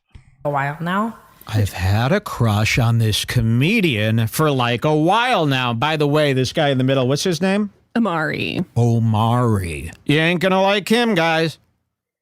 So Tana says she's got a crush on a comedian. Okay. I'm just kidding. I have had a crush on this comedian for like a while now. Which one? And which one? Oh, I told Trisha I'm in love with Theo Vaughn, and we like talked about it, unfortunately, for like way too long. To be fair, I'd much prefer that. If I was a comedian, I'd much prefer the adoration and the love these women have for Theo like he's a dog. They look at him like he's a cute pet. I think that's a far better way to go about things, personally, for me. I wouldn't want the whole association and the whole label of being the one that's trying to hit everything that's moving, because it's a bit weird and I don't know. I think I'd have way more fun just being the guy around the crew of these people just hanging out and shit like a Theo would be, right? And whatever it may be. But I think the whole kind of being a lad's lad around these type of people is really can easily backfire, especially if you've got a wife and a family at home. You probably shouldn't be playing those games. The thing, you cannot, like, we'll graze over shit here. Like, she wants to unpack. Yeah. I know. God, I love her. Yeah. No, it's actually so funny too, because yesterday we were there for like 6 hours, and Trisha Paytas, Moses. I don't like inconveniencing people, especially like while they're podcasting. So like, wake up at like 10, whatever, and then we go over there, get there at like 1:30. We're there for 6 hours. 6 hours, which is fine. Like, I love being at Trisha's. You know what, right? I would actually consider listening to this podcast because it's so different from anything else I listen to, and it's completely outside of my interest. Like, there's some value to these vapid airhead conversations because they kind of allow your brain to just turn off. You can have this on in the background and not get annoyed at what they're talking about because it's completely foreign. It's sort of like an alien language, right? How they're talking, the cadence, the things that bother them, their view on the world. It's just so odd that it would actually be quite entertaining. I bet you there's an entertaining factor of this podcast. It sounds crazy, but I bet you there's something about listening to Tana Mongeau and her cast of LA friends that just allows your brain to just kind of be like, chill, listen to it in the background and keep it going. Because what else would you listen to? Some fucking comedian trying to lecture you about fucking stand-up, trying to give you his view on the fucking ongoing war in fucking Gaza and shit. No, I don't want that. I'd rather listen to a couple of LA heads, right, in their mid-20s complain about not being able to charge their Tesla. That's actually quite entertaining. I'm not gonna lie. His house. Like I had like an amazing time there, but they're podcasting for 3.5, so we're like sitting in this room and like it's like getting hot, like we're in silence. I felt like I was taking like the SAT. And as soon as we get to like the glam room, before they even start, my phone dies. So did you I was just like, no, I was just sitting there all day. I was wondering, I was like, are we like, I thought we were like so interesting. No, you guys were interesting though, actually. But I was just sitting there with a dead phone the entire time, and then we get outside as they were leaving, and she's like, will you film something like horizontal on your phone? And I was like, Tana, my phone's been dead since. Jesus Christ, bro. That way of speaking, bro, like he's so fast, isn't it? Faster than me sometimes. I wonder why they speak like that. Is that like a thing of like being afraid of somebody's gonna cut in or interrupt you?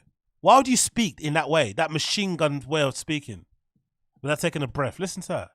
Listen again. So interesting.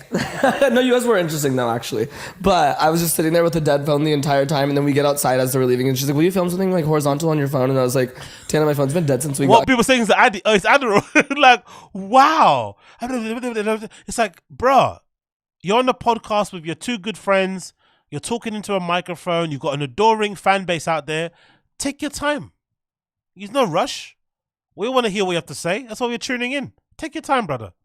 Everyone was like, what? I was like, okay, wait, I need to actually explain this to you really quickly. Here we go. Listen to this. Okay, soon. Stand-up comedian. I've had a big crush on him. We went and saw him at the show with the heckler. Yes. Okay, this is important. Keep that in mind. We went to see him at the show with the heckler, so she's not going to name this comedian that she has a crush on. You know what I'm laughing at? Every time I'm laughing, I see this. You know what I'm laughing at? Sorry. When I see this bottle of Jim Beam, this whiskey bottle on the table, because it reminds me of Joey Diaz. Do you remember when REDBAR got under Joey Diaz's skin and they started threatening him, saying, you got the fucking whiskey on the table. You think there's some sort of badass with the whiskey? Joey Diaz got so triggered by REDBAR and annoyed that he has the whiskey on the table and shit. It drove him insane. He got so pissed off. Like, Joey Diaz was ready to crash out on fucking REDBAR. I think he deleted that podcast, actually. He threatened to kill him, didn't he? Did he threaten to kill REDBAR, if I'm not mistaken? Uncle Joey. He threatened to actually kill him, innit, or something, right? Like, he's going to get someone to kill him, or he's going to get someone to sell him that. Uncle Joey, man. Oh. And all REDBAR did was basically say that he takes Xanax or something, right? REDBAR exposed that Uncle Joey took Xanax. It was fucking hilarious. But anyway, big up Uncle Joey. But she does let this one thing slip. We went to see him at the show with the heckler. Okay, listen. Also, let's keep this in mind too. She's saying she has a crush on a comedian that is already married. Can we keep that in check as well? As much as these guys are horrendous and probably not the best mates, I've already said it before on this stream. People always call me a simp and a cuck and stuff. It is what it is. I accept it. But I've said it before. Being the partner or the wife of a stand-up comedian must be hell. Really must be hell. Because no matter what these guys look like, they seem to be able to really slang some dick. It doesn't matter what they look like, but there's something about being on a stage and talking in front of a microphone that those ladies in LA or people, women in America just love. These guys can look like fucking walruses and they will queue up and to suck their dick. So it's not even like if you're a woman and you're married to some guy that's ugly, you can be comfortable that no one else finds your guy cute. It doesn't matter what they look like. The temptations are plenty. So I think as much as it's bad that those guys going out there and cheating on their wives and the mother of their children and stuff, I still think it's equally as horrible that most of these women, that are into comedians, watch a lot of their content. That's why they like them, right? They either watch their podcasts or they watch their stand-up, so they know a lot about their lives. So if you're a woman and you actively go after a comedian or you actively engage with one who's already in a relationship, you're just as bad as the guy. You're just as bad, in my personal opinion. Just as bad. You're seeing him uploading pictures of himself with his kids. You're seeing him uploading pictures on Valentine's Day. You're seeing all the standard relationship stuff people post on social media, and you're still replying to the DMs. You're still meeting. You're still letting that person take you for a drug walk. You are just as bad as them, personally, in my opinion. But hey, what do I know? We went and saw him at the show with the heckler. Yes. And he has a wife. He does a whole stand-up bit about his wife. He has a wife. Does a whole... I have a crush on a comedian. He's got a wife. Yes. And he has a wife. He does a whole stand-up bit about his wife. So why are you talking about him then? If he has a wife and he's really taken, why are you talking about him, Tana? Why are you talking about him? Come on, lady. Come on, girl. Wait, what? Not the heckler, like the stand-up comedian. I didn't I thought he was cute, and then I found out he had a wife, and then I was like, oh, whatever. Okay. Or whatever. What? Did you delete his number? Did you block him? Did you unfriend him? No, you didn't. You kept fucking double tapping the pictures. You kept double tapping the messages. You kept replying late at night. Come on, man. What are you doing?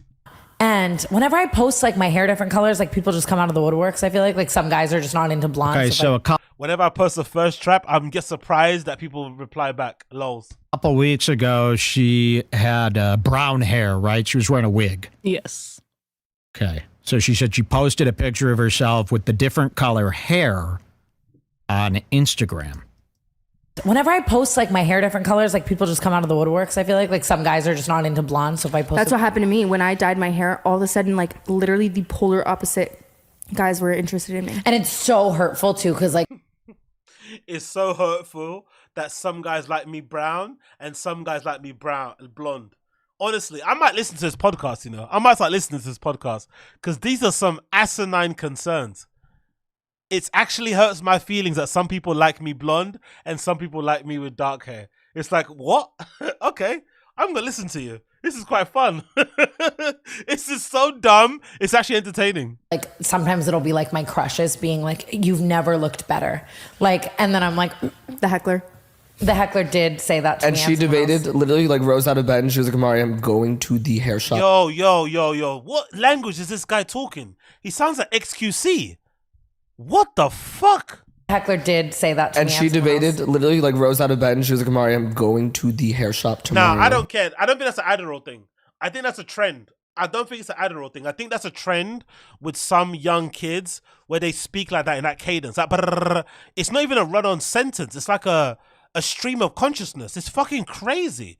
Say that to and me. And she debated, literally like rose out of bed and she was like, Amari, I'm going to the hair shop tomorrow. Wow. Like we're going to get box dye if we have to. But this comedian just slid in my DM saying, on your brunette shit. And then like, how are you? And like all this Andrew Santino on your brunette shit. You know those kind of like, it's a pull, but it's not a pull, right? Mandem, no. You say something, but you're not really saying anything. You're just like, you know what I mean? Just it's a little fade away, you know what I mean? It's a little, you're hoping it goes in. You know? On your brunette shit. With a little, salute. You know what, Guan. Mandem, no. The mandem at the back, no. Shit, and I'm like, don't you have a wife? Maybe he... She didn't say that in the DMs, though. She said, don't you have a wife in her head, you know? Her little thingy downstairs went, but her head said, wife. You should have said that in the fucking DMs, woman, okay? I got Ice Spice. This comedian slid into my DMs. What did he say here? Let's hear that one more time. If we have to. But this comedian just slid in my DM saying, on your brunette shit. And then like, how are you? And like all this shit. And I'm like, don't you have a wife? Maybe he... Oh my God, Ice Spice just asked where the party is. Okay. Oh my God. Okay. Go ahead. Honestly, Joe Rogan would hate Tana, innit? She's literally on her phone the entire podcast, isn't it? Joe Rogan would hate Tana Mongeau as a guest. Joe Rogan would hate Tana Mongeau as a guest. She literally sits on her phone the entire pod. She just sits there talking on the phone while Joe Rogan would hate her as a guest. I'm joking. So I hear this. Yeah. And I had a little memory tingle. Mm-hmm. We actually, I think, watched this podcast on the show. Okay, so you hear where this? Tana interviews Whitney. Yes. Okay, so we're going to go to that next podcast, right? So she said it was a comedian that she saw on a night where she went to a comedy show with a heckler, a guy who ended up heckling the show. So we're going to go back in time. Yeah, she was doing a podcast with Whitney about a month back, right? Yeah. A couple months. Okay, what time are we going here? 1:13:15. 1:13:15. Okay, let's see what happens here. There's Whitney looking nice. didn't know him from him being super famous. Like I can, Yeah, you know. no. He's totally an icon. She doesn't I've know if he seen- was funny or not because she was texting the whole time. Oh wow. Yo, this thing again. Did Tana get work done, or she just got older? She just complete. I didn't know that was her. She looks very different. God damn, son. Did she get work done, or is that just how she's always looked, or she lost a lot of weight? No, there was just a couple jokes, and I was like, oh. Where were you at the Comedy Store? Where were we? We were. Text me and to ask me what were you seeing a friend? We were at the store. Yeah. We ended up seeing. Also, how old is Whitney Cummings? Why don't you like LA's a weird place, isn't it? Like imagine you're in your 40s hanging out with 20-year-olds. As a woman, it must be. Is that like I know it's one thing for guys to be into younger girls, but I wonder if there are women out there who are in their 40s who have friends that are in their 20s. Is that normal?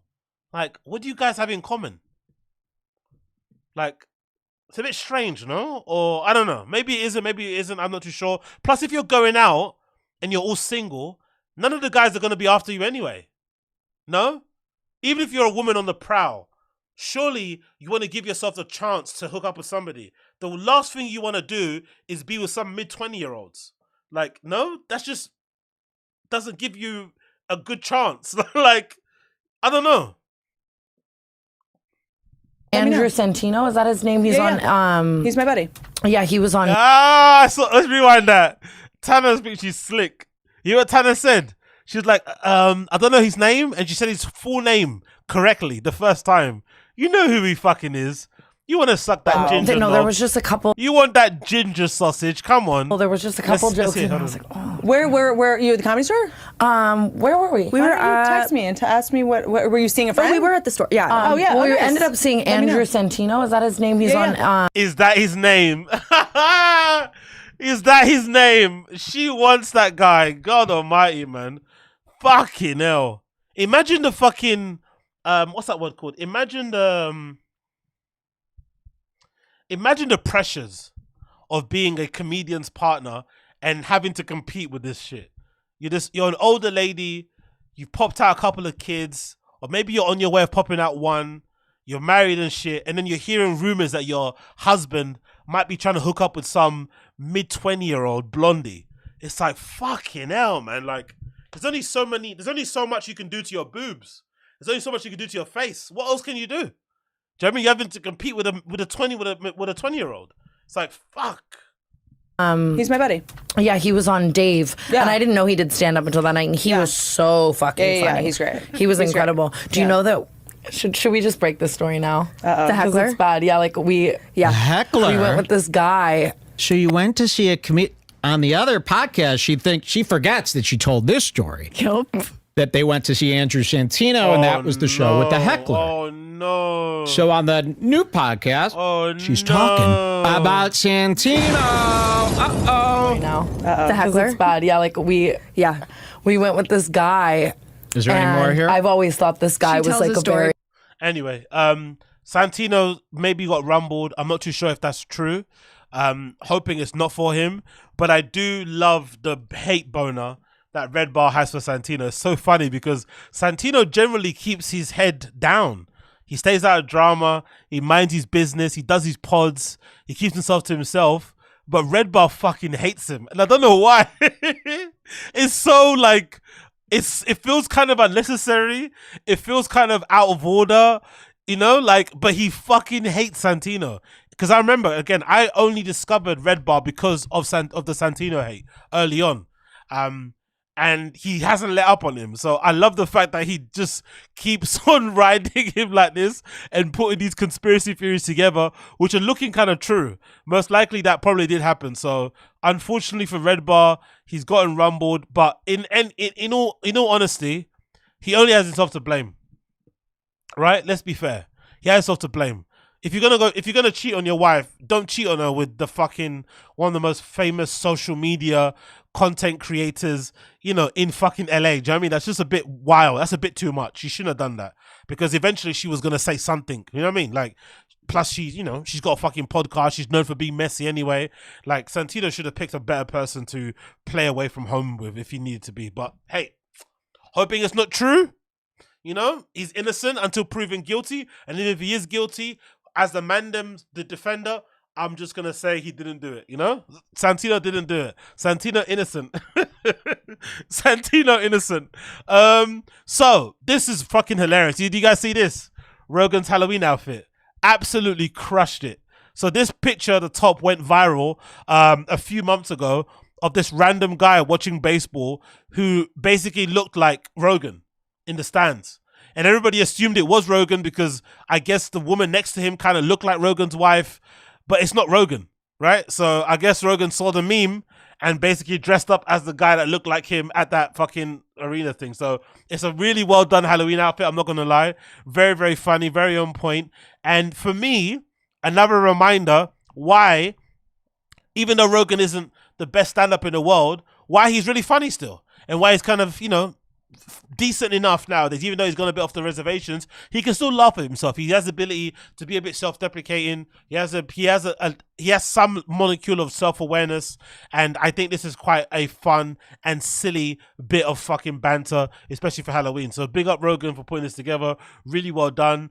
It's unfortunate that Rogan is starting to look very old in the face, even compared to this guy. He actually looks older than him. But I think maybe it's all those vitamins and shit he's been taking, so maybe they're having an adverse effect. But that is really unfortunate that he does look that haggard compared to the other guy. But it's a really fucking good, Halloween outfit. But of course, this really good Halloween outfit had to be spoiled, didn't it? And guess who spoiled it? Can you guess who spoiled the Halloween outfit?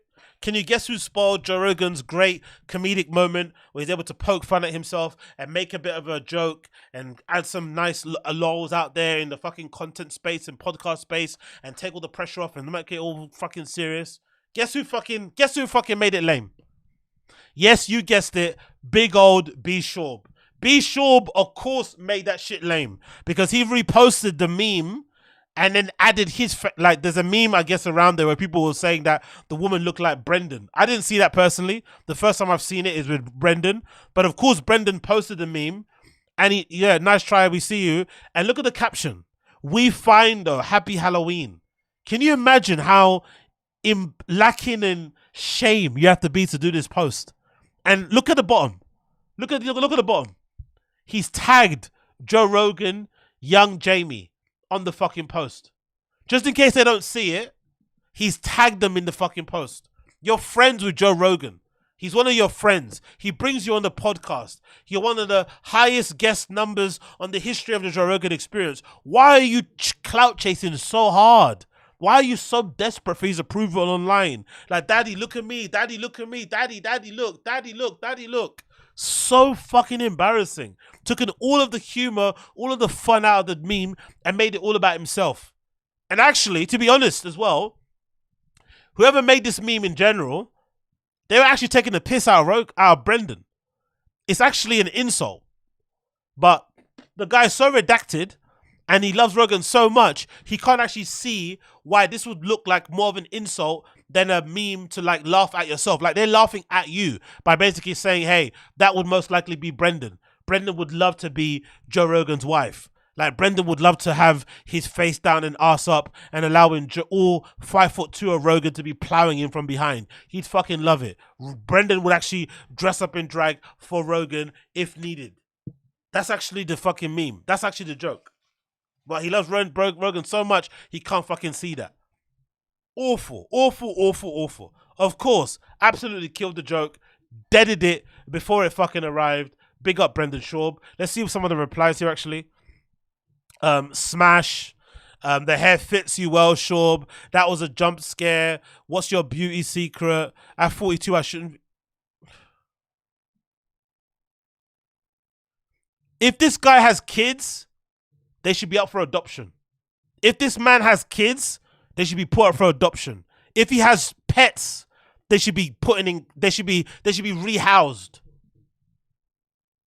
If he looks after family members, they should be in a home somewhere.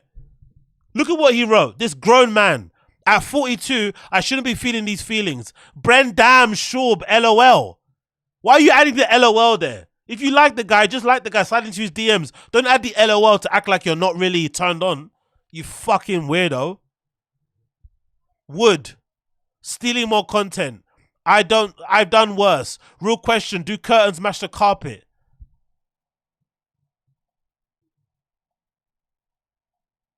What?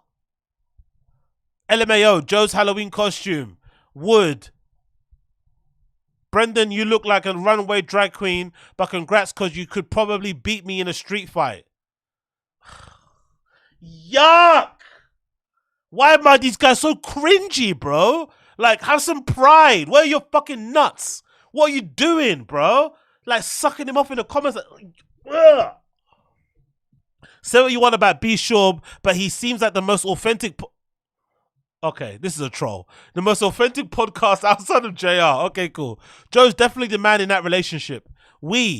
So what was Rogan? Wood. Joe looks like a He-Man. Masters of the Universe. Double smash. Them hoops is thick. Shave the goatee and like the Hodge twins say, I'm busting all kind of... Oh my fucking God. Did Brendan like this as well? Did he like this? What?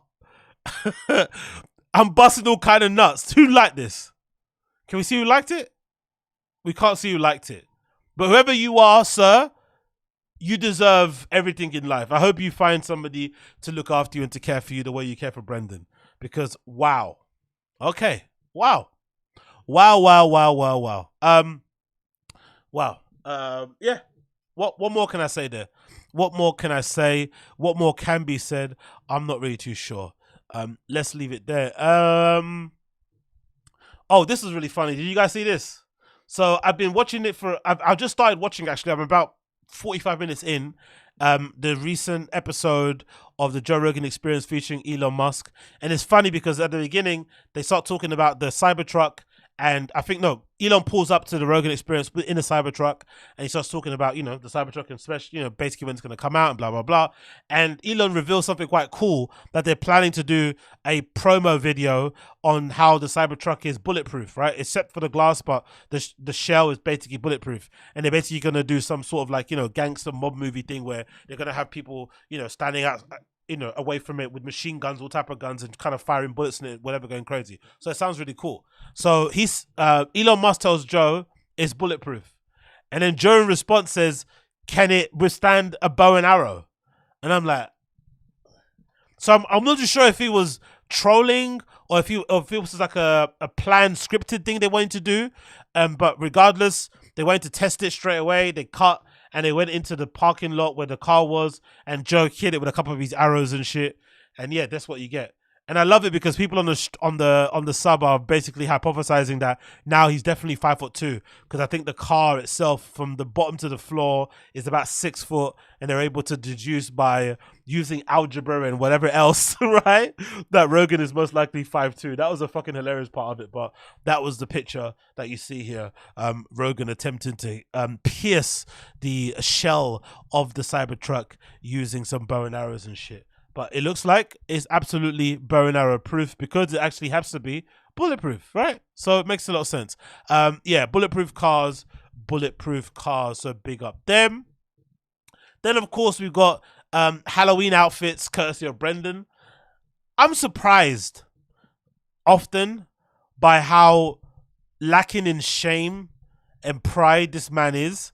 But then first I think to myself, he lives in LA. I have to always be aware of it because I don't live there. I've been there once, but I would assume there's something about living in that place that you don't really think clearly. Your brain kind of lives in this other sort of world. So after what Brendan went through with fucking, what's that guy called? With Logan Paul and shit, especially with the podcast, and then what happened recently with Logan essentially ripping Brendan a new one on social media because of his defense of, you know, the whole Dylan Dennis thing with the trolling of his soon-to-be wife, Nina and shit.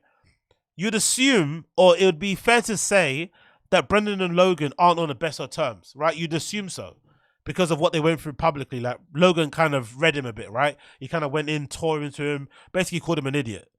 But then Brendan decides to dress up as Halloween as a couple of bottles of Prime. Now, again, it could be just for his kids. His kids could want to do it. Fair enough. If your kids want to do something, you have to acquiesce. But again, you're dressing up as bottles of Prime for Halloween, and then you're tagging Logan in the pictures.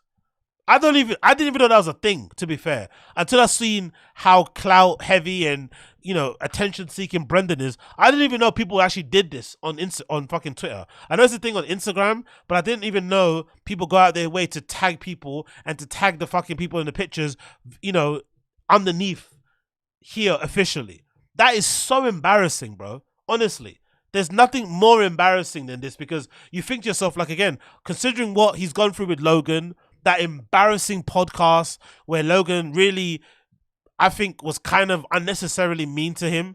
The whole I'm going to dinner thing halfway through the pod, making him look really silly on there. You know, like these mid-20 millionaire guys dancing around this like early 40s dude. And then the back and forth they did on Twitter recently with the whole Dylan Dennis thing. To dress up as a Prime bottle is kind of embarrassing. Unless they made up behind the scenes. But again, I haven't seen Logan retweet it or repost it. He didn't leave any comment underneath the picture. He didn't probably like the picture itself. So Brendan's just out here just clout chasing Logan Paul, trying to just really be his friend, when clearly the guy doesn't give a fuck about him. You know? It's kind of sad. Like, what are you doing, bro?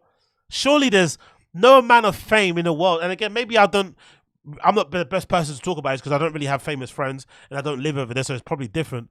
But it's really odd how fame can change people's behaviors around other people, because sometimes I think to myself, like, if you've been disrespected the way Brendan has been disrespected by Logan, surely there has to come a point where you draw a line in it and just think, you know what? Let bygones be bygones. There's no ill will, but we're obviously not as cool as I thought we were.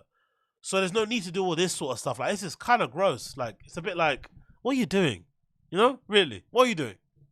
But hey, Brendan wants to be Logan Paul's friend really badly, and let's see how that kind of rolls out for him. What are you guys saying here in the chat? Second-hand embarrassment. This is a new low even for Schaub. He got wrecked in that podcast. CTE is a real. Schaub is redacted exactly. At least his costumes with cushions. At least his costume with cushions, his knees, so he can give Logan that Glock. Exactly. You were gonna call him an ogre. Very sad. Bird hole, 12 BS, crash not even. It's the hot take. Papa has more redeeming qualities. Really? I don't know about that. I'm not too sure about that one. I think they're both in the same sort of league, to be fair, when it comes to Brendan and that guy, personally. But again, what would I know? Let's play this one. This is a really good one.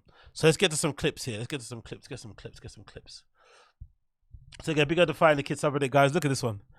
Hey, Sunday quarterbacks and Monday morning experts. I love how he gets these. You know what's funny about these sayings? You would assume, I don't know if you guys are the same, but in football here in the UK, in football, there are some common sayings people say a lot. I can't even figure them off the top of my head, but there's common football cliches that everybody knows. And they're usually things people always say because it sounds like the right thing to say at the time, and it's sort of like the thing to say for a certain point. But you usually, if you're a commentator or whatever it may be for that particular sport, you know what these sayings are. You know them off rip. There's no way else you don't know. So it's funny how this guy, being a professional sports analyst, whatever he fucking is, has no idea how to even say sports related cliches. He even fucks up, because it's one thing if he fucks up, you know, quotes and pronunciations of names and shit. Okay, whatever. It's redacted, but cool. But when you can't even get the sports related sayings right, you really have no hope, innit? There really is no hope for you. So this is Brendan saying Sunday quarterbacks and Monday morning experts. Fucking incredible. For all you right now who are, you know, Sunday quarterbacks, Monday morning experts going, Alexander should have never done that, man. Yeah, that's why you're not one of the greatest to ever do it. Alexander Volkanovski takes these risks in order to be Alexander Volkanovski. Of course you wouldn't do it. Of course you're sitting in your studio on Monday going, oh, he took this wasn't enough. He messed up. We lost that. I know, but to achieve greatness, you got to take some shots. Okay, so he shot for the moon, landed on the stars. He's still a world champion. Did he get that wrong also? Hold on, did he get that one wrong, innit, right? He shot for the moon, what? Hold on. Did he get that one wrong? Isn't it shoot for the star? Isn't it the opposite? My. See, this is what I'm thinking. He's fried my brain. Hasn't he fucked up that moon saying? Hold on. Let's go back one more time. That. I know, but to achieve greatness, you got to take some shots. Okay, so he shot for the moon, land on the stars. He's still a world. Yeah, isn't the actual saying you shoot for the stars and you land on the moon? Because on the no. Oh my oh, hold on. I don't know. Let's see what it means. Shoot for the stars. Aim for the moon. Is that what it is?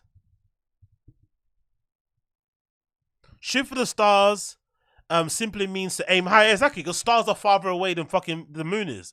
Shoot for the stars is a famous saying by Neil Armstrong. Shoot for the stars, we happen to miss, shoot for the moon instead. And what did he say? Hold on, let's go back to it one more time. What did he say? What did he say here? He messed up. We lost that. I know, but to achieve greatness, you got to take some shots. Okay, so he shot for the moon, land on the stars. So he fucks up Sunday quarterback, Monday morning experts, and then he also, it's like a triple entendre. He went through all of them, right? He fucked up that Sunday quarterback thing, Monday morning expert, then he fucks up the saying at the end, shoot for the moon, aim for the stars. Like, what? No, we play it one more time from the beginning. One more time from the beginning. Sorry, one more time from the beginning. For all you right now who are, Sunday quarterbacks, Monday morning experts going, Alexander should have never done that, man. Yeah, that's why you're not one of the greatest to ever do it. Alexander Volkanovski takes these risks in order to be Alexander Volkanovski. Of course you wouldn't do it. Of course you're sitting in your studio on Monday going, oh, he took this wasn't enough. He messed up. We lost that. I know, but to achieve greatness, you got to take some shots. Okay, so he shot for the moon, land on the stars. He's still a world champion.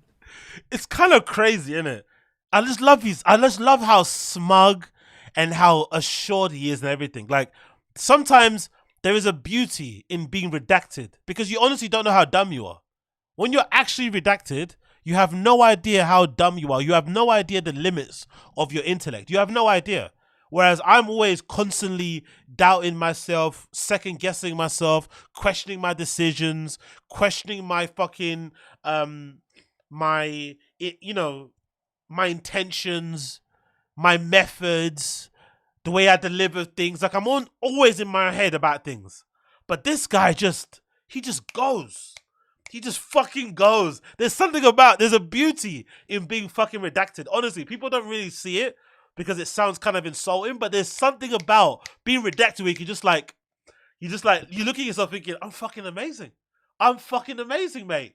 Shoot for the stars. Land on the moon. No, shoot for the moon. See, I can't even say it wrong. I'm too smart. I can't say it wrong. Nah, but yeah, big up Brendan. Look at that. Look at that face. Oh, that's fucking brilliant. Honestly, I can't believe this guy sometimes, man. He's fucking awesome. I swear to God, absolutely one of the best to ever do it. Oh my God. This post is pretty depressing, to be fair. Big up again to Fire and the Kid Reddit guys for uploading this.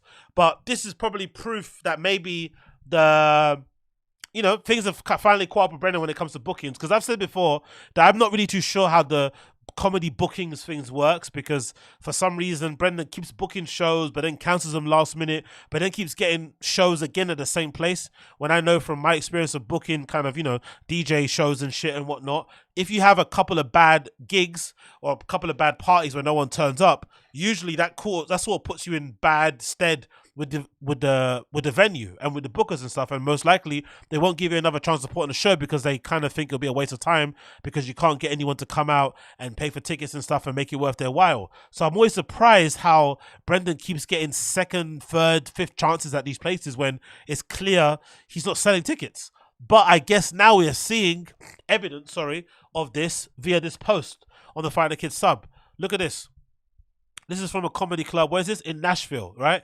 And he's got one gig here on the 25th, and then Matt McCusker has an entire weekend doing the same gigs.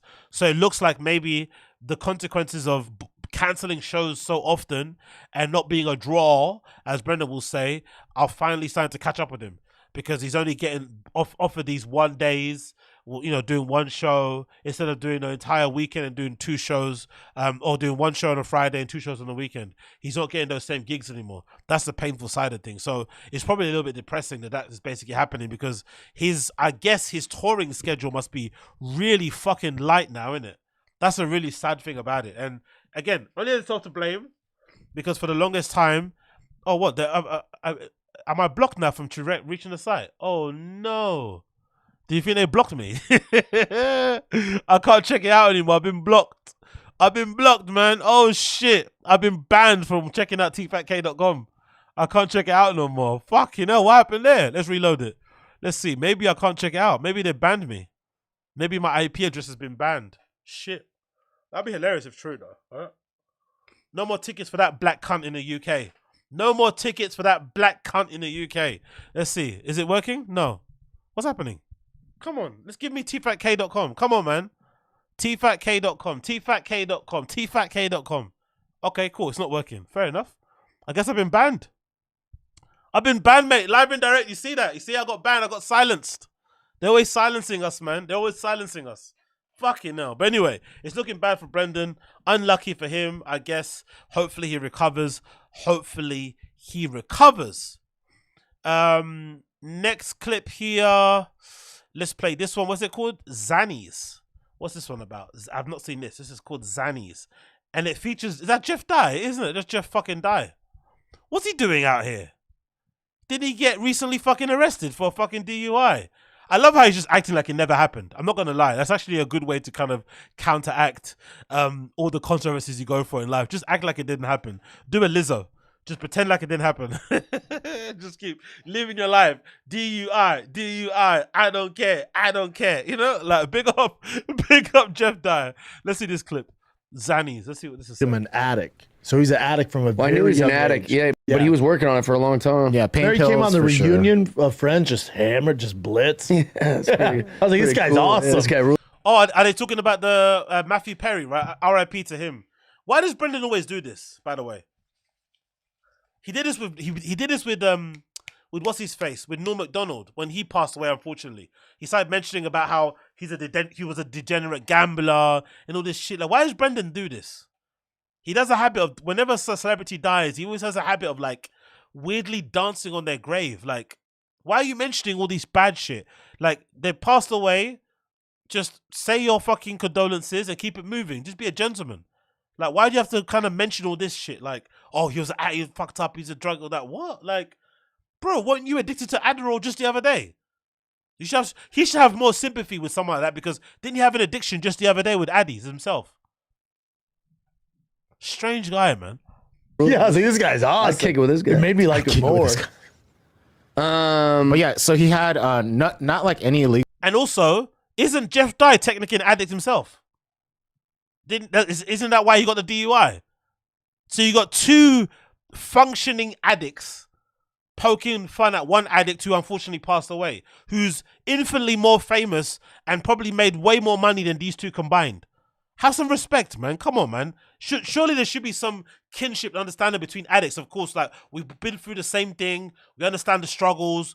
Like, it's really hard to go through. I can't imagine what he was going through in his last moments and like leave it there, especially considering the circumstances around Matthew Perry's death, man. It's really sad to kind of read everything about it, especially when you consider the autobiography that he put out recently and how he was really laying his heart out on that book and stuff, and he was clearly in a bad place. Like, have some sympathy. Just condolences and keep it moving. These guys are weird, bro. Really strange. Like, it's almost giving hater energy, isn't it? It's almost giving hater energy. Legal drugs, but he did have like antidepressants, anti-anxiety drugs, which if you guys ever taken it, I've never taken it. Never? Like Xanax or anything? No. I've never taken it. Yeah, why? Because you're a beast of a dad. Never depressed. Just does push-ups, innit? Burpees killed my depression, right? Jumping on the e-bike and going on the trails. These guys, man. Okay. Oh, really, dude? Oh, yeah. I have. It makes you really sleep. The Addies. With the Zannies and the Addies. Hence the Addies. Exactly. Oh my God, the lies. Oh shit. I didn't know that. Was he saying, no way, is that real? Is that real? I don't remember him saying he wanted Xanaxes. I remember the Addies and Baddies texts, but I don't remember he said Xanax. I didn't remember that. Oh shit. Addies and Baddies and Zannies. Zannies and Addies and Baddies. Zannies and Addies and Baddies. Zannies and Addies and Baddies. Hey, Zannies and Baddies and Aggies. Sway. Zannies and Addies and Baddies. Ho! Fucking hell. Oh, he really? fell asleep. So in I'm the water? thinking he just took, a bunch of stuff and then he just probably like. That's drowned sad, and man. I really passed like this out. guy. Yeah, I know it's a. I don't watch the show Friends. Honestly, man, the lack of respect, man, it's really, really sad, to be fair. R.I.P. Matthew Perry. These guys are being knobs about it. I don't really know why, to be honest. Even if you had a personal beef with the guy, someone passes away, just condolences, R.I.P., keep it moving, keep it classy. No need for this up. But again, Brendan does this a lot. He did it with Norm MacDonald.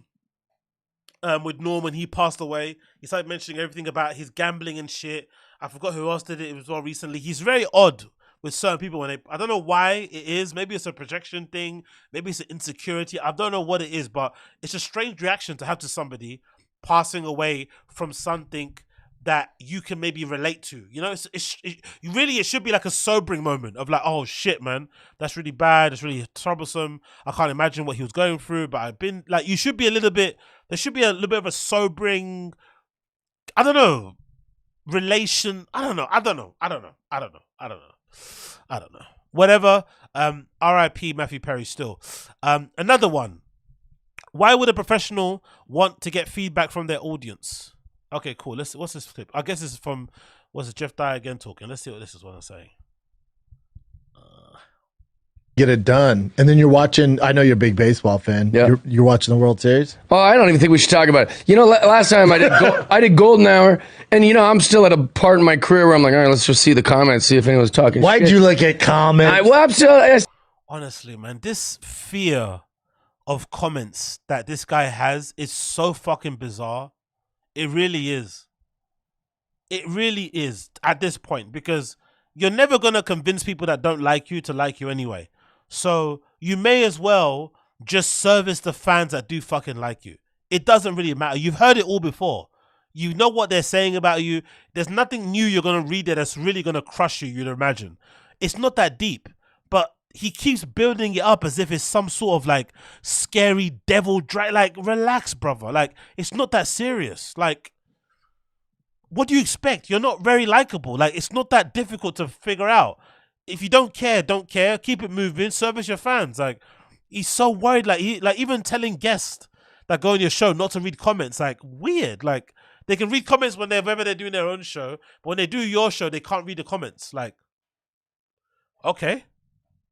Still, I don't know how I'm doing with your fans. Dude, people were so nice to me, but so garbage about the baseball talk. They're like, I like Jeff Dye, but what's all this baseball? Yeah, I don't know.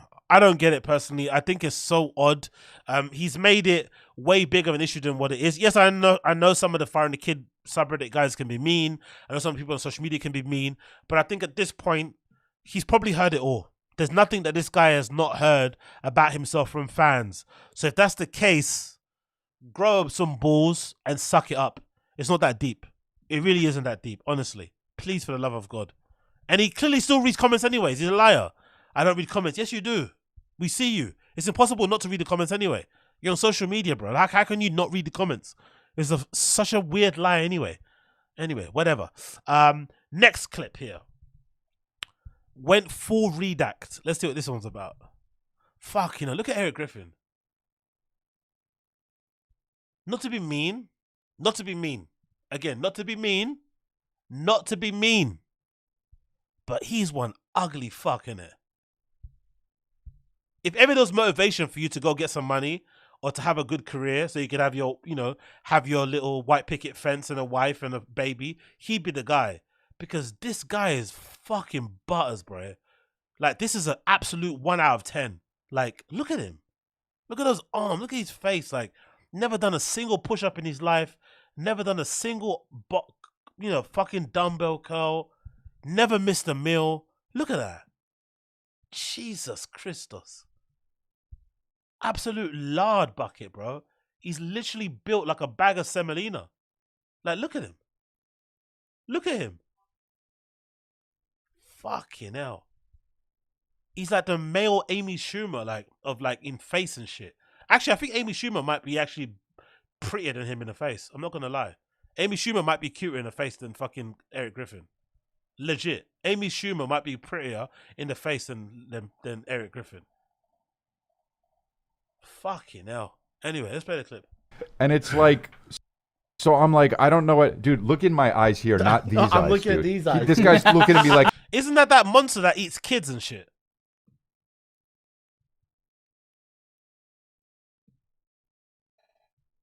Isn't that, no? I'm really Randall. Full method acting here, dude. You're Randall. He's man. full on looking I'm like, at Randall's eyes. Is he gonna camouflage and disappear? Now I just see Randall with a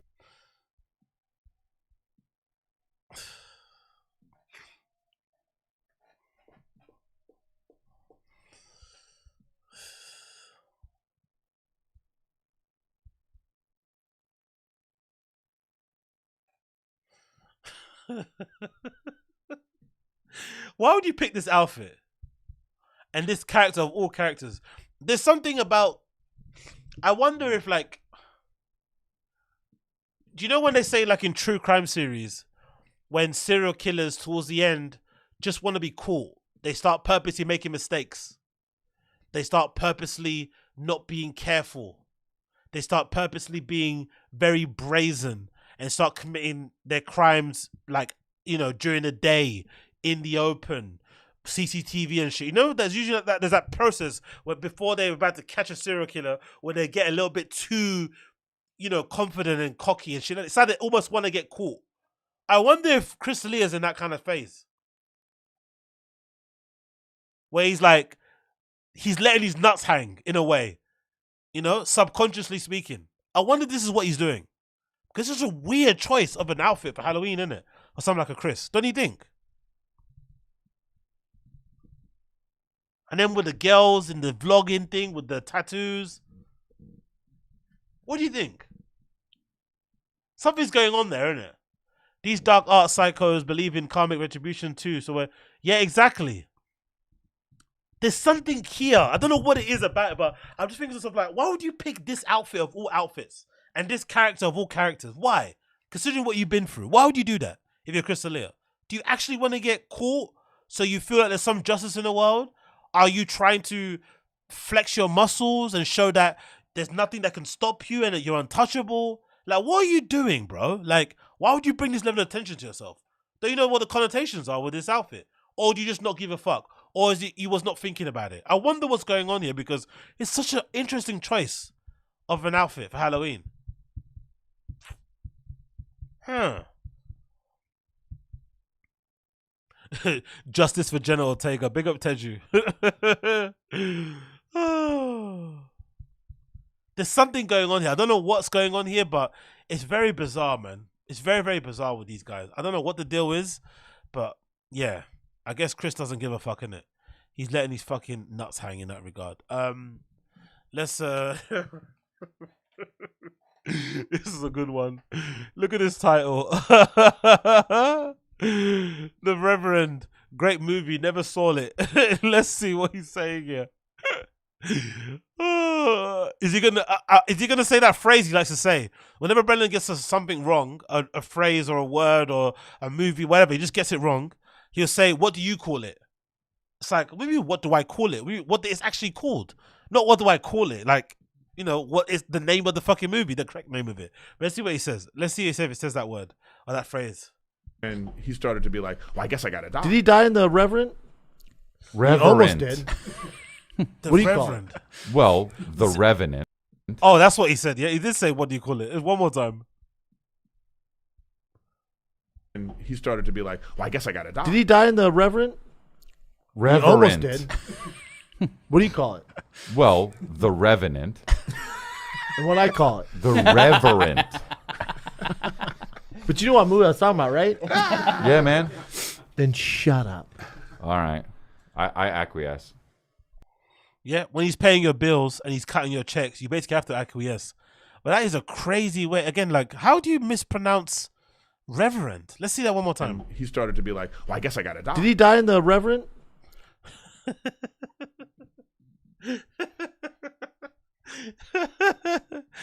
One more time, please. He started to be like, well, I guess I gotta die. Did he die in the Reverend?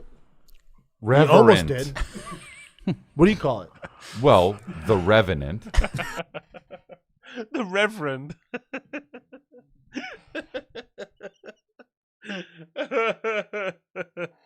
Did he call the Irishman the Irish or something? What did he say about that? I forgot what he called that movie as well.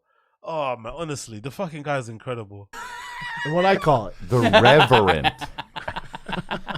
But you know what movie I was talking about, right? Yeah, Chris couldn't say nothing because he pays his bills, so he has to just keep it giggling, keep it moving, and just move away from there, innit? Let's go another one. What's this one? Great win for France. What's this one? Is he talking about France and Ghana? Is he saying France and Ghana is French? No way. Let's see what he said here. Great win for. Let's see this. What's this one? The level of Francis. So a caveat with that, you France a very high level. A bit Austin Casey, really? Yeah. Rally, Rolly, Rolly.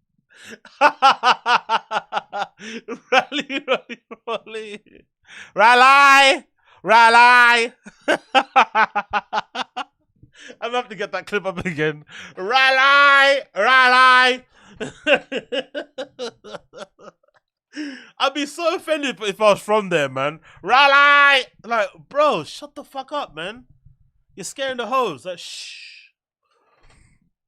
Let's play one more time. Let's play. The level of Francis. So a caveat with that, you France a very high level. And can we just? It bums me out. But usually Dana's usually right. Dana's usually right.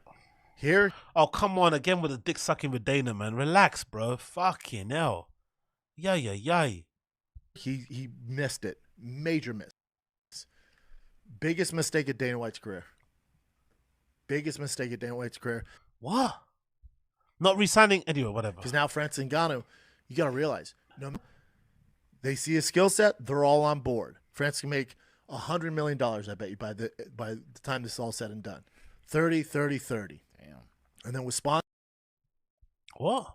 One more time. The level of Francis. So a caveat with that, you France a very high. Oof. What does he cut his mustache? What's happening with the mustache? What the fuck is going on with the mustache? Why does he look like that for? Does this guy not own a mirror? Again, I'm always surprised by people like this. Again, this is something a little pet peeve. If you're gonna spend all that money on hats and jackets and trainers, why don't you just get someone to just fix up your beard and your mustache for you every week or something? Why do you do that? You spend that much money on whiskey and cars and trainers, but then you cut your own beard like this and it's so lopsided. Why would you do this? Like, doesn't it look a bit like...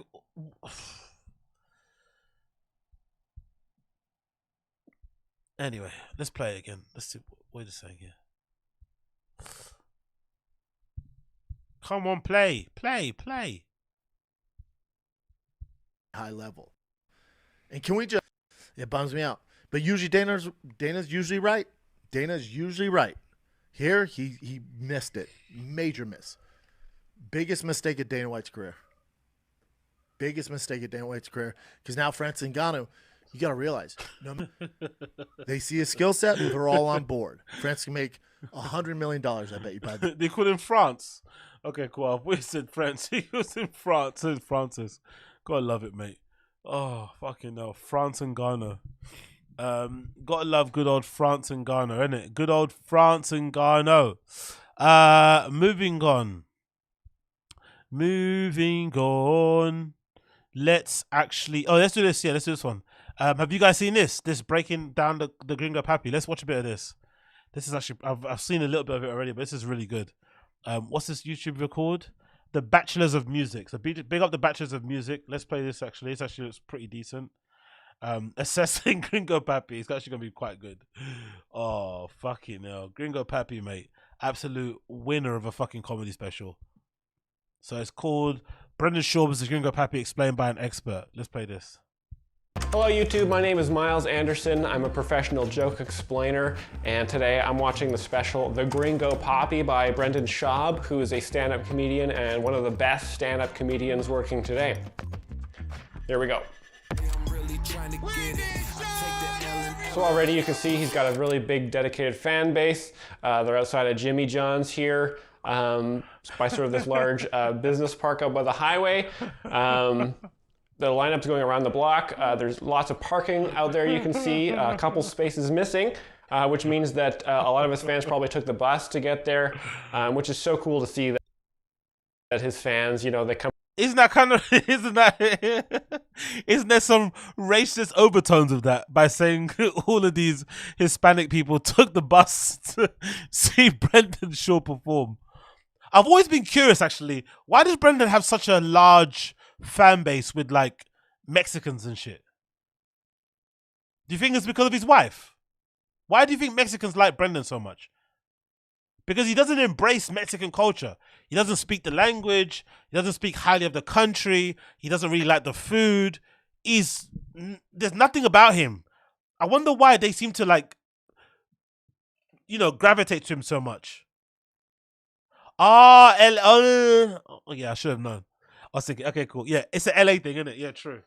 But yeah, Mexicans love fucking Brendan, man. They fucking love him. Come from all different demographics.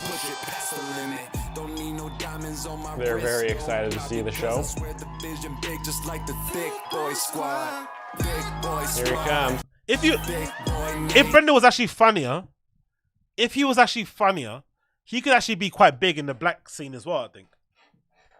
Given what he looks like and how he dresses and shit, if Brendan had actually good comedic chops, he could actually be quite popular with the blacks, with the urban folk, with the African Americans, you know? He could actually be quite popular with the African Americans. I swear to God. He actually could get it. But, you know, he's just not funny enough, and he doesn't really like black people deep down anyway, so it's not going to happen anytime soon. There he is. Big Boy Nation. So, you know, he looks like a pretty tall guy. So it's an appropriate track for him to come on. He's got a drink, a very classic standout thing to have a drink. He's very relaxed and loose, ready to tell some jokes. Takes a little sip, puts it on the stool. He's a very confident guy. What's up, Dallas? That will always get me. He's screaming into the microphone like he's at the fucking O2. Like he's in a fucking arena. What's up? It's like, bro, we're right in front of you, man. You're blowing out our ears. What's up, Dallas? Like, bro, relax. Like, it's it's the screaming in the beginning. And he's at some like bar. It's like, you know what it reminds me of? Sorry, I'm laughing so much because I remember before the pandemic, right? Before the pandemic, I used to be playing in this pub. And it's probably why I don't play there anymore, because they'd be paying me way too much money for it. But I'd be DJing in this pub near where I live, right? And it would be empty. And there'll be like 2 people in the pub. It's like a craft brewery type of pub. And I'd be fucking going for it in this place, right? It'd be like 4 people in this place. And I'd be fucking, like, fucking playing as if I'm in fucking, I don't know. I'm in Coachella. I'd be going crazy. And it would always make me laugh because I was kind of doing it for my own entertainment.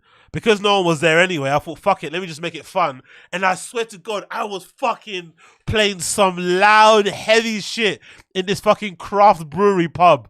So whenever I see Brendan doing this, what's up, Dallas? And he's in this fucking bar, it reminds me of how ridiculous I must have looked from the outside. Imagine walking past a pub and you're seeing my big back on the DJ booth in a fucking empty pub.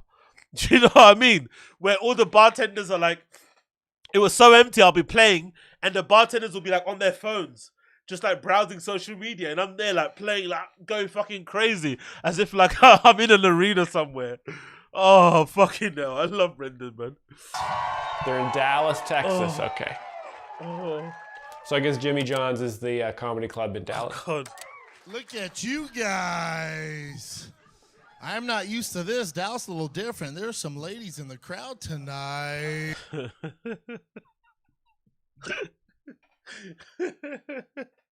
How many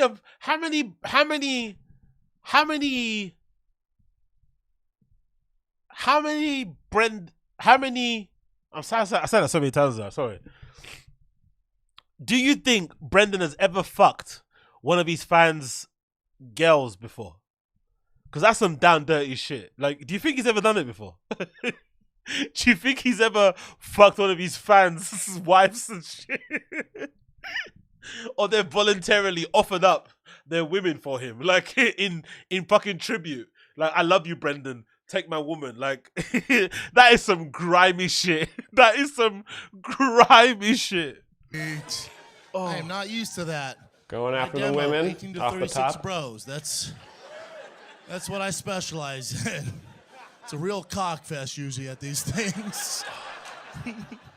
So he's making fun of the fact that a lot of the time his audience is predominantly men, but there are some. Is it me or does this guy kind of look like Anthony Jeselnik?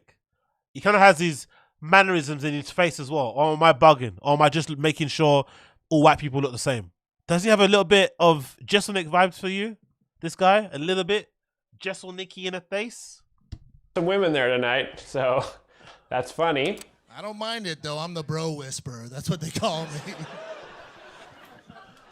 Are we vaccinated up in here, Dallas? Everybody vaccinated? Controversial topic to go after the vaccines off the top of the show. Dicey. Yeah, he knows it's I love you, Texas. That's how it is.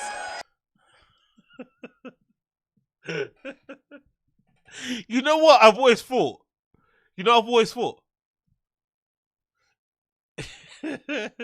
I think that person didn't say anything in the crowd. I think he made it up. That's my theory. I have a theory that when he said that thing about COVID, that no one did a thing. He makes up this entire scenario. But when you're in a crowd, you can't see anybody, even it's dark. I think he made it up completely. That's my theory. I don't know if you guys agree, but I've watched enough of Gringo PAPI. I don't even think there was somebody in the crowd. I just think that was kind of a bit. Big up, Crash. How many we? How many? How many? How many?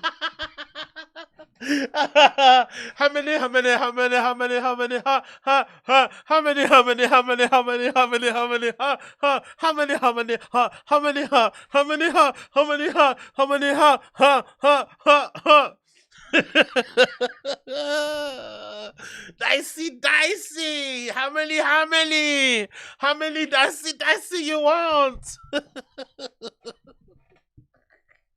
How many chocolate chip cookies with sauce on the top do you want?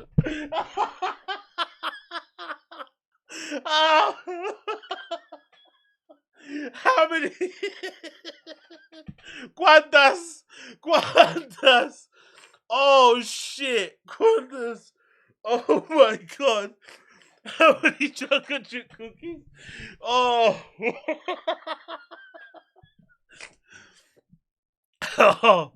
Oh god. Sorry. How many? Let's go back. Anyway, cool. Let's stop. Crash, you got me there. You got me. Well done. You got me. Okay. So, go back to my point. I think Brendan makes up this entire interaction. I don't think that guy even said anything. That's my theory. What do you guys think?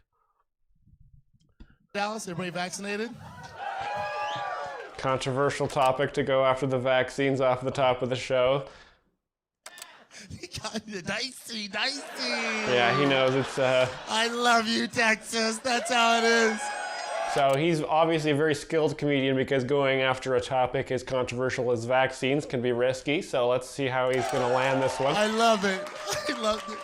There's always one guy. No fucking way, bro. The guy didn't say that. He didn't make a move. He didn't do anything.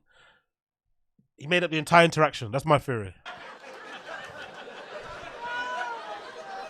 So he's doing an impression of someone who wouldn't want to get vaccinated and how they would be very stiff with their walking. Exactly.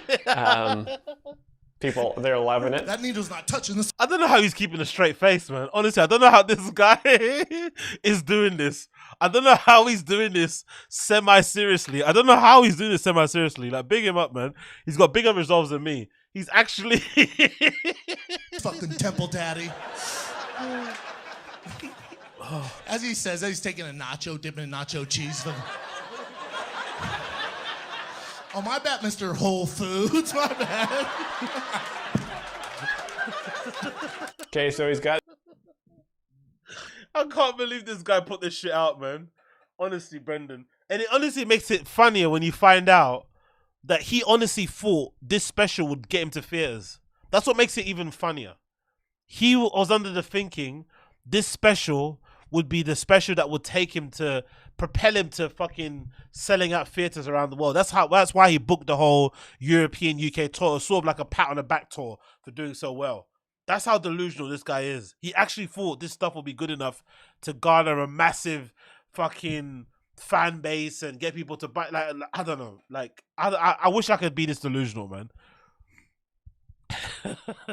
He says he's making fun of this guy. If he didn't get vaccinated, he'd probably shop at Whole Foods, which is very, a granola rich person thing to do. Also, he's got he slapped his mic on the knee. That's a really great way of letting people know that a joke happened. It's just by slapping that mic on the knee. It gives them a sound cue. It kind of triggers a primal response to laugh. So again, he's just one of the best. Yeah, whatever you want to do, man. Oh, shit. This whole vaccination stuff, I'm not anti-vax, man. I'm vaccinated, but it's all in their marketing. They fucked this whole thing up in their marketing. With that Operation Warp Speed, when they launched that, remember they're trying to get everybody to get vaccinated?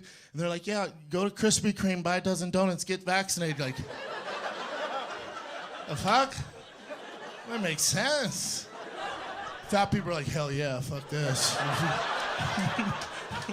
So obviously the observation he's made here is that people who are overweight love donuts. So that's the joke there. Exactly.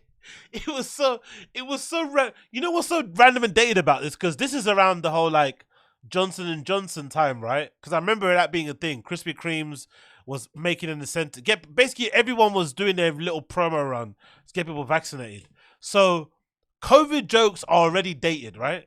It's already late and it's already lame. So imagine doing a COVID joke, but then doing a very specific COVID joke about the first period of COVID.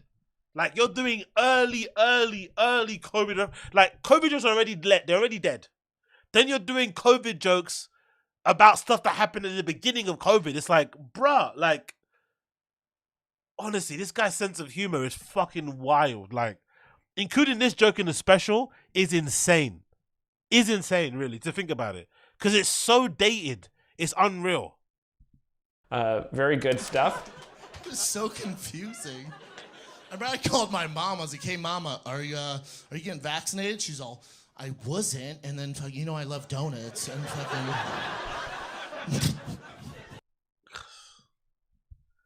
You have to use every single line. When you're a stand-up comedian, you'd imagine every single line's important. Everything you say has to kind of lead to something, set up something.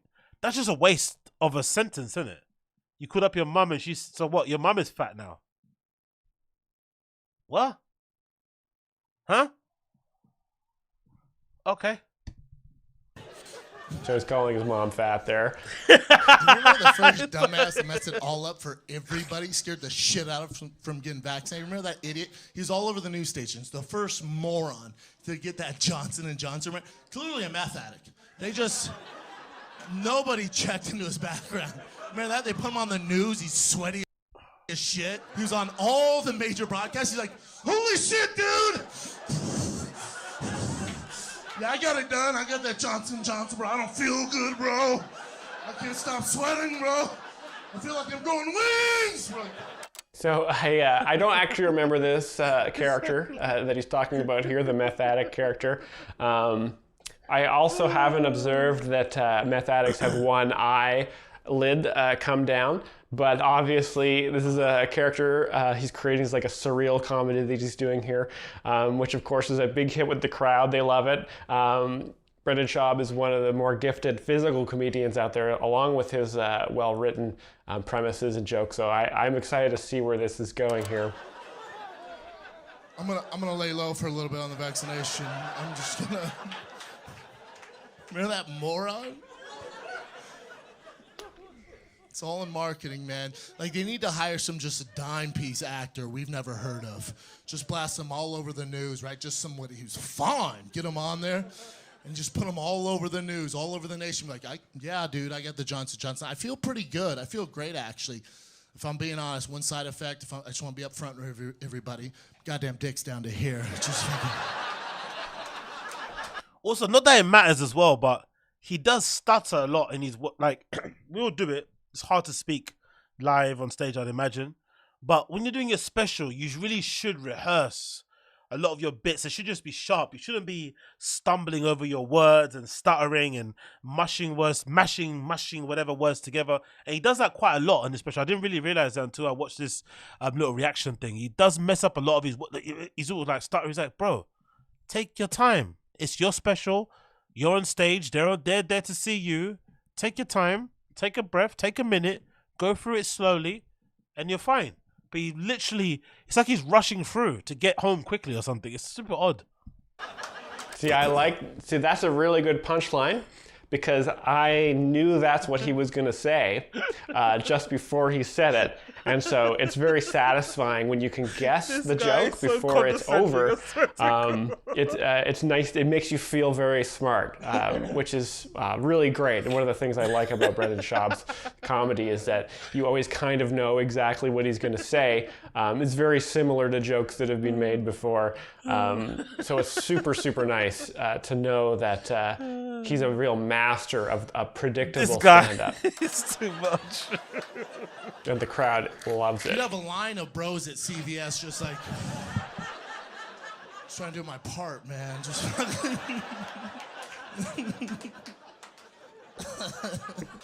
It's good to be in Dallas, man. You guys do it right. It's good to be in Dallas. I know.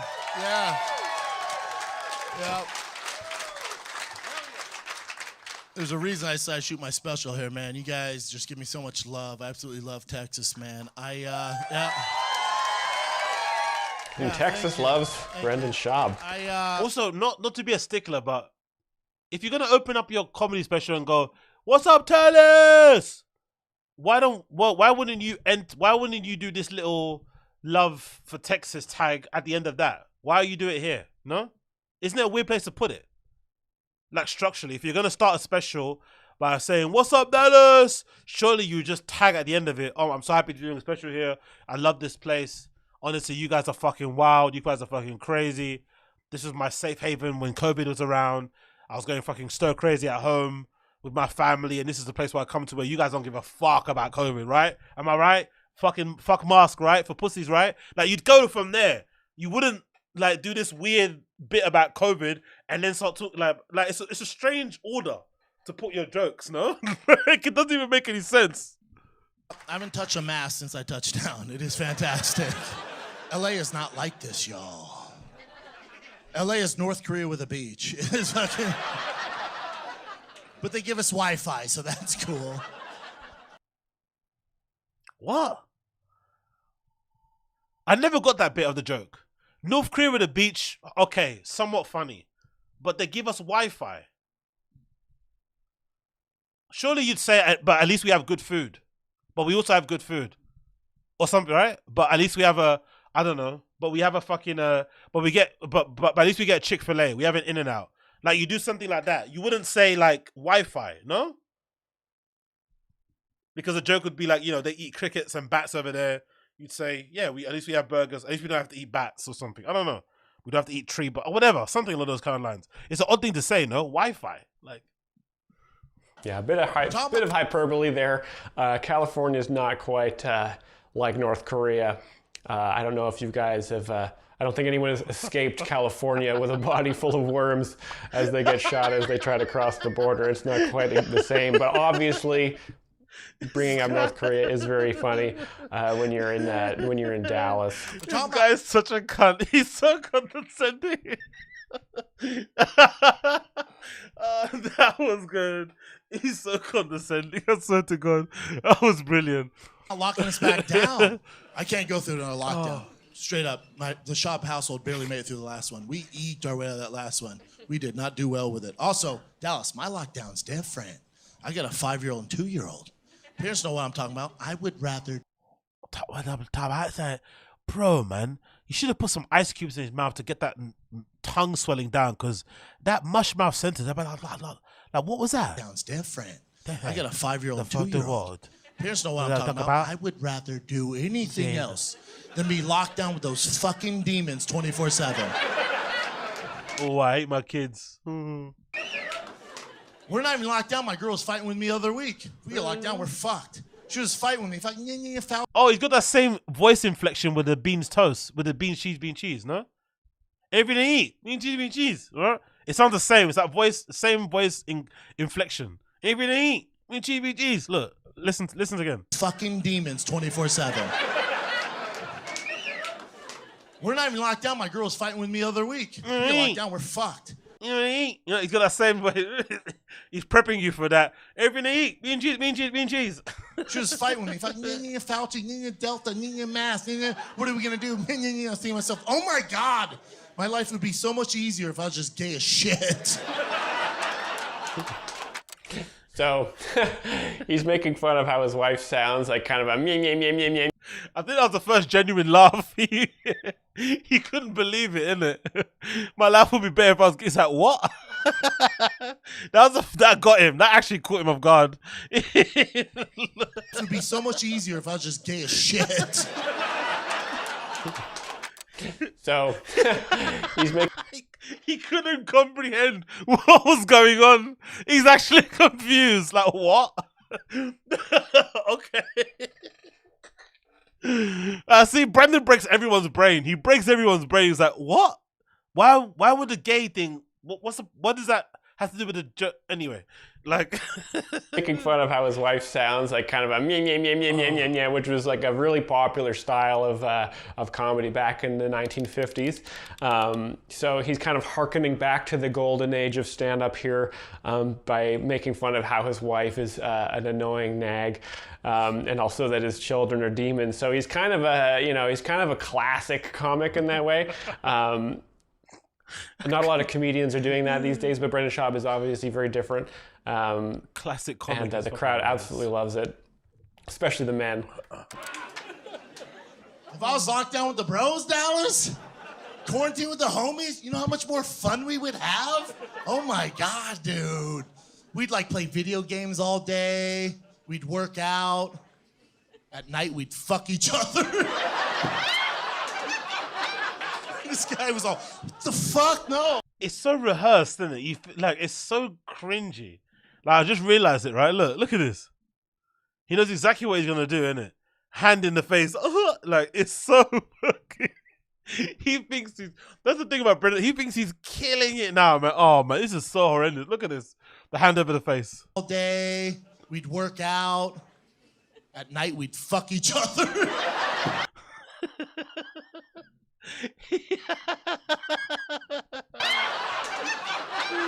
This guy was all, what the fuck? No. So obviously, you know, he's making a joke that being gay is very funny.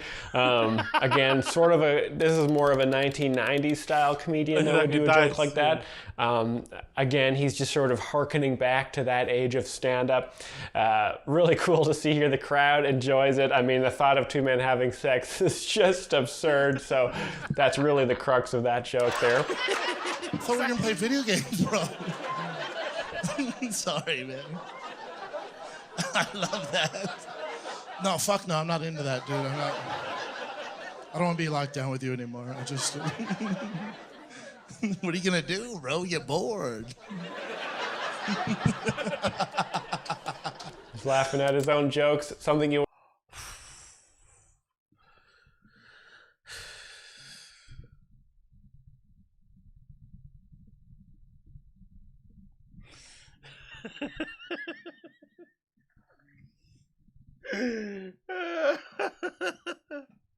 Can you imagine how much work it took him to make these jokes too? He probably worked really hard on these jokes. That's the thing. He probably worked really hard. He probably had a lot of sleepless nights crafting these jokes, like actually rattling that little pea-sized brain of his inside his head to bring. Like he actually, I can really believe that he worked hard. It didn't result in much, but I can actually believe he spent a lot of time on these jokes. He stayed up late. He went and did a ton of spots. He recorded himself. Like he actually put this special together. Blood, sweat, and tears. Like crayon on paper. He absolutely constructed this whole thing and thought he fucking smashed it. That's the funny thing about it. Always love to see him stand up. You know, he's really enjoying himself. Sometimes, again, the crowd doesn't understand that a joke has happened, so you either laugh at your own jokes or you slap the mic on your knee. You know, sometimes you really just got to let him know that you've said something funny. And he understands this. This is why he's such a great comic. So I wonder if there's some comedians out there who think it's hack to laugh at your own jokes. Is that possible? I never thought about that just until now you mentioned it. There must be a group of comedians who are such purists, they don't believe in laughing at your joke. You should be able to, the joke should be able to be funny enough that people get it's a joke and they have to laugh. Your job is just to tell the joke as a sort of comedian. That's a skill. I wonder if that's possible. People do. That it serves as a challenge. Like, don't laugh. Don't tag your joke with a laugh or a giggle. Actually let people laugh themselves. It is kind of hacky, isn't it, right? To be like, ah, because it's kind of like you're kind of like, you know, not forcing them, but it's a little bit of a, what's that thing called? What's that word called again? It's kind of like a, is it called a social pressure? Whatever. It's kind of like a cue, isn't it? It feels like a bit of a cue. When you laugh, they feel like they have to laugh also. So it's a bit of a cheat. That's why it could be a bit hacky. I don't know, I can see that. But Bert does it a lot. Bert does it a lot. Even Tom does it a lot, right? Giggles. Rogan doesn't really laugh at his own jokes. Rogan doesn't. He just screams a lot. He just shouts a lot. He just screams. Rogan doesn't do it a lot. Bert does it a lot. Tom does it a lot. Can't think of a few more. A lot of them do that. Laugh at their own jokes. One can dream, Dallas. One can dream. I never thought I'd say this to a live audience. One thing that I'm grateful for the governor of California, Governor Newsom, for locking us down for an entire year and ruining small businesses. Because I wouldn't have realized this unless I was locked down with my family for an entire... Yeah, exactly. Everyone's saying it quite like using it as a crutch. It's fine when a comedian breaks character and laughs at a good joke in a moment. Keyword is good. Exactly, Uche. I grew up with Bowie and Stones and it's not like, yeah, True goes that big thing. Not let me say, you said exactly. Eric Griffin does it all the time with his jokes and drives me crazy. Yeah, Eric Griffin is a serial giggler of his own jokes. Rogan doesn't laugh at any. Hey, big up Cloud K20. Rogan doesn't laugh at any of his jokes. Exactly. Jeremiah Watkins. Yeah. Oh, he's always that fucking laughing.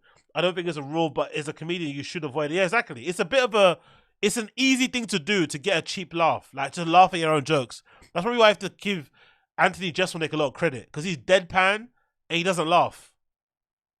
He barrels through his jokes as well. He barrels through them. But yeah. Entire year, I realized. Yeah, big up Rodeo. What's up? What's up to my guy Rodeo? What's going on, my friend? Dave Chappelle rarely does that. What makes him so good as well? No, Dave Chappelle laughs at his own jokes a lot. Dave Chappelle's a serial mic tapper as well. He loves a good mic tap, innit? He's Dave Chappelle loves a good fucking. I love a good like. I'm a black guy. Ah! He loves that. He loves that black guy face. Ah! You know, we all do that. Ah! Slavery. Ah! Police brutality. Ah! Fatherless homes. Ah! Why do 30% of the population cause all the crime? Ah! Girl's not cool. She's just not. She's not a friendly human being. I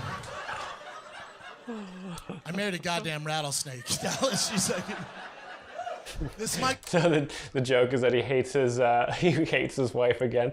This is the second time he's mentioned this, so he must be building towards a big punchline. This is my girl, man. This is what I'm dealing with. Yo, listen, LA's different than Texas. They just opened up my son's school last week. He hasn't been in school in a fucking year. They just opened it last week, first day of kindergarten. So I got him his first day outfit, looking all fucking fly, dope kicks, giant backpack, backwards hat, looks just like me. I'm walking up for school. I'm like, dude, it's about to be lit as fuck. All his little friends out front in their first day outfits. I'm like, oh my God, you guys are cute as shit. I need to document this. I go, T, get tight. There's a bunch of you squeezing tight. Daddy's gonna take a picture. Ready? Cheese on 3. Ready? 1, 2, 3. Cheese. They're all cheese. I take out my phone. I'm all, hell yeah. I snap a pic.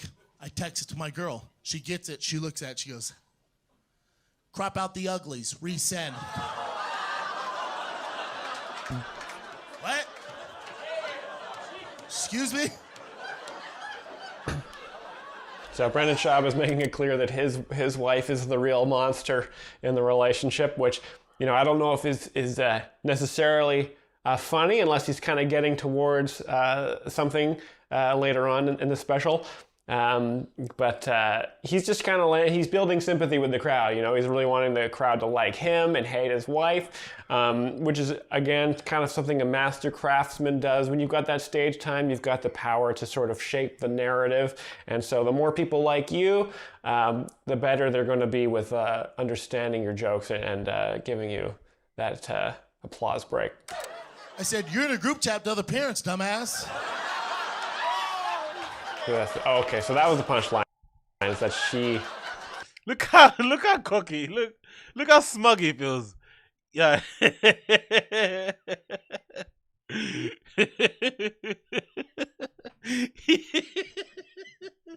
He thinks he fucking crushed it with that one, isn't it?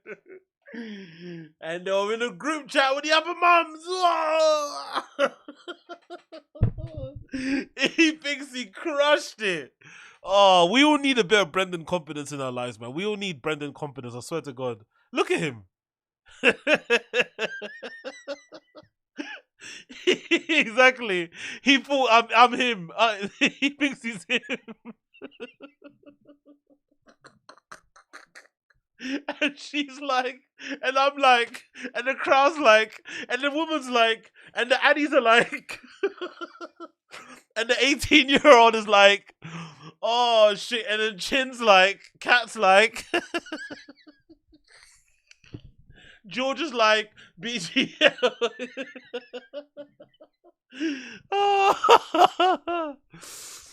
Oh, fucking hell, man. Savage, y'all. Savage. Oh, I'm bleeding everywhere. And then he takes a little. So I don't know what if the other parents said anything, but that's kind of where the story ends. There, he takes a little sip of his beverage there, and I think we're getting into the next bit here. So that was the whole. That was the whole bit. I married a Mexican, y'all. I married a Mexican. I thought you would like that. Listen. Listen. I thought you guys would enjoy that. Listen, Dallas. I don't mean like Taco Bell Mexican. No. He's been doing his joke for so long. Not Taco Bell Mexican. Like, is that even a saying you guys have in the States? Is that a saying? Like, what does a Taco Bell Mexican even mean? What does that mean? They're cheap. What is that? What's a Taco Bell Mexican? Like, what does that even mean? Like, it's such an odd thing to say. Exactly. You know what? There we go, Natashki. It would make more sense if he said like Tex-Mex or something, right? But the Taco Bell thing is like weird. It's like, what? Like cheap and tasty. Readily available. Franchise. What? Like, do you know what I mean though in your head? Like, if somebody said to you, my wife is what do you call it? El Chapo Mexican, not Tex-Mex Mexican. Even though it's really it's obviously incredibly rude and disrespectful, it would still be a little bit more funnier and have some sort of sense because you would think in your head, Tex-Mex is like commercialized white people Mexican version of food and culture, right? That's where your brain would go. But Taco Bell is like, I don't get the connotation between she's not like, who thinks Taco Bell is Mexican? You know, that's the thing I don't understand. It's like, where does Taco Bell work in Mexico? Because they sell tacos. That you think it's like, you know, like, what? And then you see his wife and you're like, is she Guadalajara Mexican though?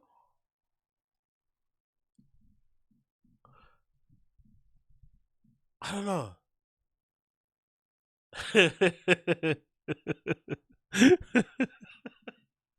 7:30. I thought he meant cheap. Exactly. My wife is not Taco Bell. So if she's not cheap, she's what, third world? Because this is Mexico. Is Mexico regarded as a third world country? Is Mexico a third world country? Because is that what he's basically talking about his wife in saying? So Mexico's definition is a third world country. So he's basically calling his wife a shithole. Great husband, never met him. Great fucking husband, never met him. Enjoy that. Listen, Dallas, I don't mean like Taco Bell Mexican. No. I'm talking Guadalajara. Born and raised. Came to the States 10 years ago. Illegally Mexican.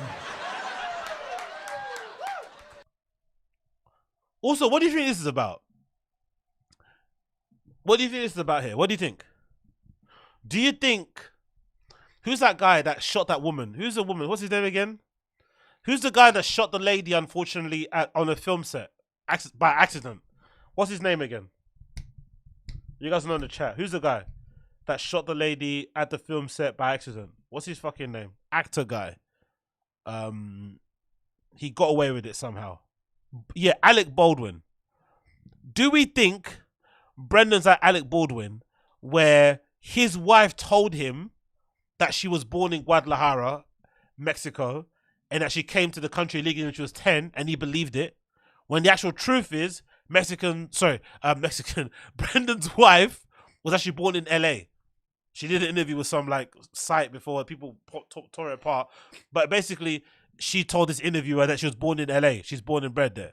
So do we think Brendan is lying on purpose, or do we think Brendan's wife lied to him and he believed it? What do you think is happening? Because that's what happened to Alec Baldwin. Alec Baldwin's wife pretended like she was Spanish to him, and he just believed it. He didn't know that she wasn't from fucking, what'd you say? Mallorca. She's from some middle of the country place in America somewhere. What do you think? Do we think Brendan is in on a lie, or do you think he believed the lie?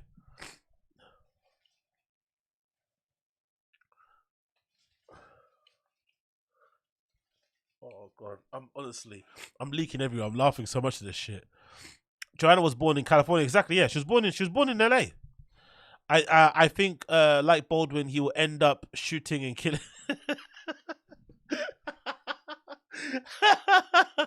Okay. That's sad. Okay. Okay. Okay. I didn't ask that, but cool. Okay. Like a link Baldwin. Okay, cool. Oh shit.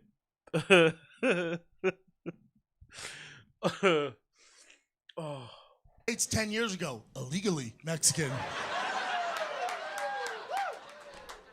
He's talking about how the Mexicans come across the border illegally into the United States. A few other comedians have mentioned that observation before, but he's just sort of bringing it up again, so the crowd gets a little bit riled. Deal Holyfield, yo, this shit is... I dated a lot of white girls, big titties and flat asses before her, and it just never worked out for me. It just would never work out. And I'll never forget this. One of my boys goes, dude, Papi, what are you doing, bro? Get with a Latina, bro. You know why? Because they're fun and they're spicy. No doubt, definitely spicy. Girl spicy, right? Does he have any Mexican friends? All of Brendan's friends are white anyway, isn't it? The only ones that aren't white are the ones he pays. This is funny enough, right?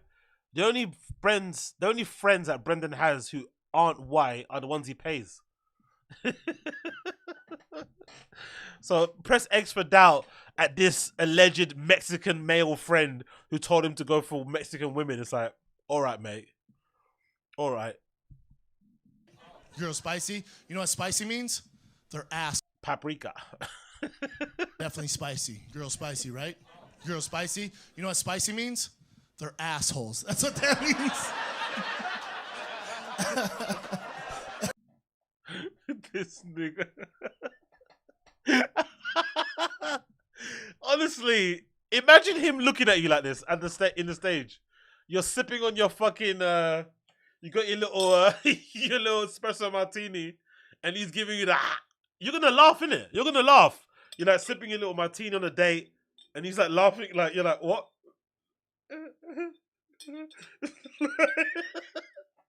You're sipping a little, having a little fun, and he's just like staring you down, making you want to laugh. Like, honestly, like, what is this? You laugh now. You laugh now. Come on. Oh, God almighty, bro. Brendan.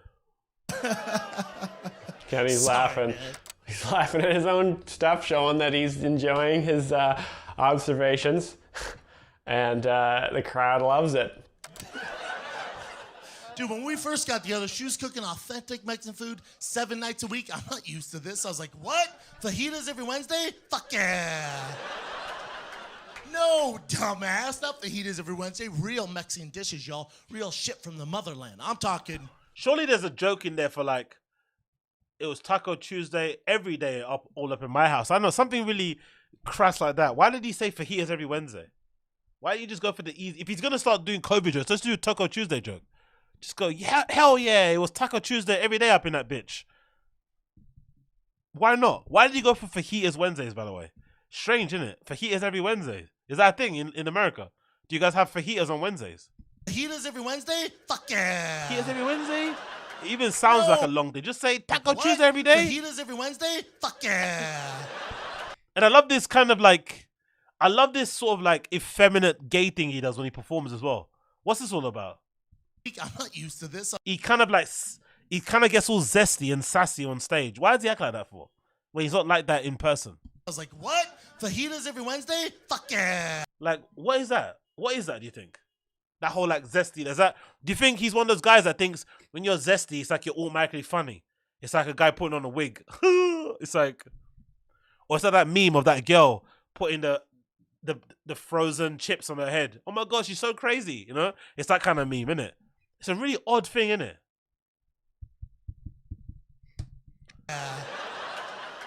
No, dumbass. Not fajitas. Excuse me. You're not the expert, is that? Fair enough, Austin Casey. Fair enough. Excuse me? Oh, okay. Authentic Mexican food 7 nights a week. I'm not used to this. I was like, what? Fajitas every Wednesday? Fuck yeah. No, dumbass. Not fajitas every Wednesday. Real Mexican dishes, y'all. Real shit from the motherland. I'm talking huevos rancheros, carne asada, pico de gallo. And my favorite, chili. So he's making fun of obviously how Spanish sounds to an Anglophone. Great observation. We're gonna see if he turns that into a joke later on. Every night though, every night, 7 years later, every fucking night. I know I look Latin. So I don't think he does. I don't know who I am. She's like, honey, what the fuck is happening right now? Is he not a Puerto Rican shortstop for the Dodgers? What the fuck's happening? I don't look Latin. What? Dude, I did that 23andMe. I did that shit. You spin the cup, you mail your DNA in. I did that. They sent me drive mayonnaise back. I am white as shit, Dallas. Yeah. White person handout, page 7, bitch. I need a fucking tater tot once a week. So white people like mayonnaise and tater tots.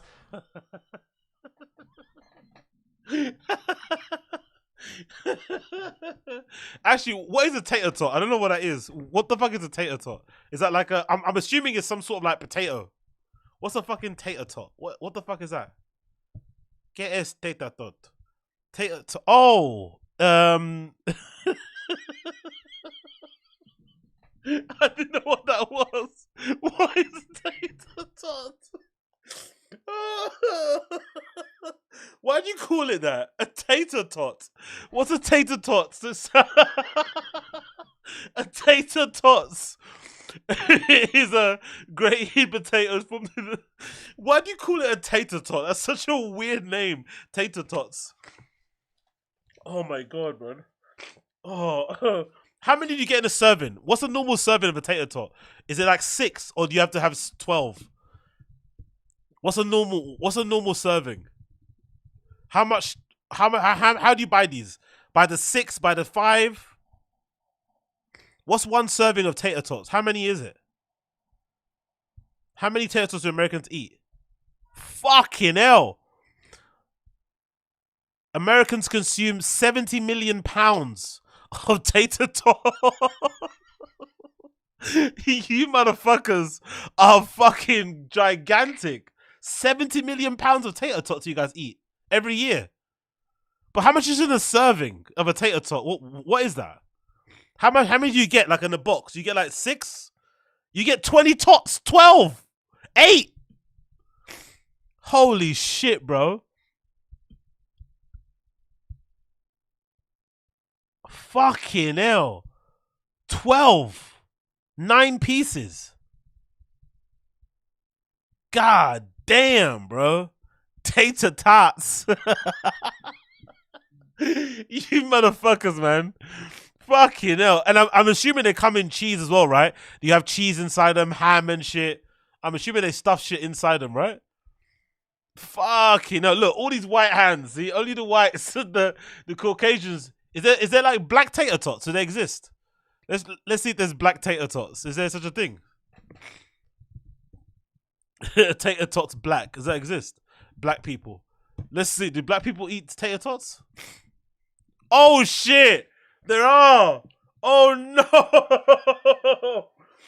Look at the black guy. Covered him in cheese. He makes it like a lasagna, right? Like a tater tot lasagna. Oh man! I thought it was only a white people food. Fuck! I can't do the whole race thing. I think everyone in America eats tater tots, right? Tater tots. Fucking tater tots. What the shit is that? Oh,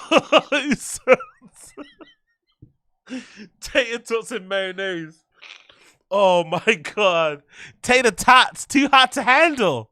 You can't handle me.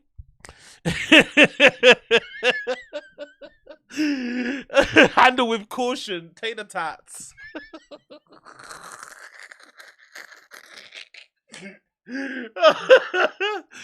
What the fuck, honestly? Oh shit, tater tots. Oh. I don't know why it makes me laugh so much. I don't know why. I'm sorry. I'm sorry if I offended anybody from America with my tater tot jokes. I'm sorry. That's another sort of cultural observation he's made throughout the course of his life. Crowd likes it. Again, other comedians have sort of mentioned that before, but it's not really as funny as when Brendan Schaub says it. I think a lot of his stand-up is sort of based on other comedy he's watched, and he just sort of mentions the similar things that he's also seen with other comedians. And then he goes on stage and just sort of mentions it, and people are really liking it. It's really good. Would a fucking Hot Pocket kill you every now and then?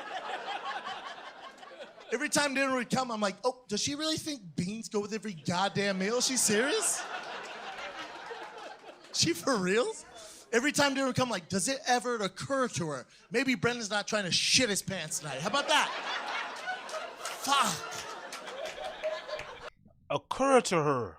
Occur to her.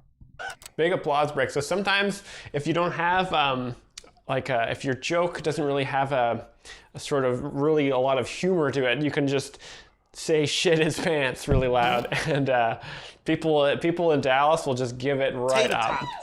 Every time dinner would come, my asshole would go like this. Fuck, bro! Fuck, bro! Fuck. We're dying down here, Poppy. It's so spicy, bro.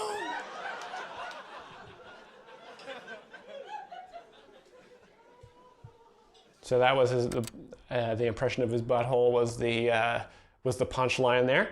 Obviously, buttholes don't talk, they don't get stressed out, and they don't call you Poppy. So that's sort of the humor there, is the absurdity of your own ass talking to you and calling you Poppy. I've never been thicker since I got with a Mexican, man. Thick with 3 fucking C's. Dude, everything they eat. Branding. Oh, he did it. Branding. Branding. He went from the 3 C's. I just clocked that. It's a bit of branding. I'm thick with 3 C's. Get it? Tiger thick. Thick boy. Get it? Thick boy. Tiger thick. 3 C's. I didn't realize that at first. A bit of branding in there. A little bit of branding. One more time. And calling you Poppy. I've never been thicker since I got with a Mexican, man. Thick with 3 fucking C's. Dude, everything they eat, bean, cheese, bean, cheese, bean, cheese, bean, cheese. I'm like, what the hell, man? We're just gonna carb load year round? We never tailor off the carbs? That's the game plan? We're just all gonna be built like armadillos?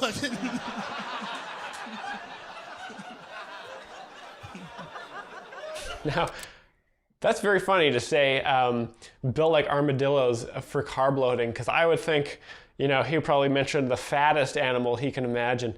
That's what I was thinking too. Or like a dog body or something. Anyway. When I think of overweight, carb-loaded animals, I don't think of armadillos. I don't know if he meant this to be a joke or if he doesn't know what an armadillo actually is. But either way, it's very funny. I think that it's funny he kind of went reverse. I would have said, you know, maybe he's a pig or a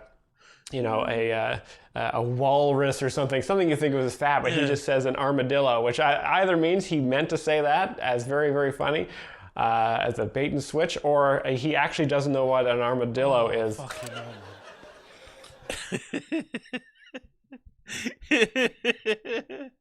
Do you guys think Brendan knows what an armadillo is? I don't think so.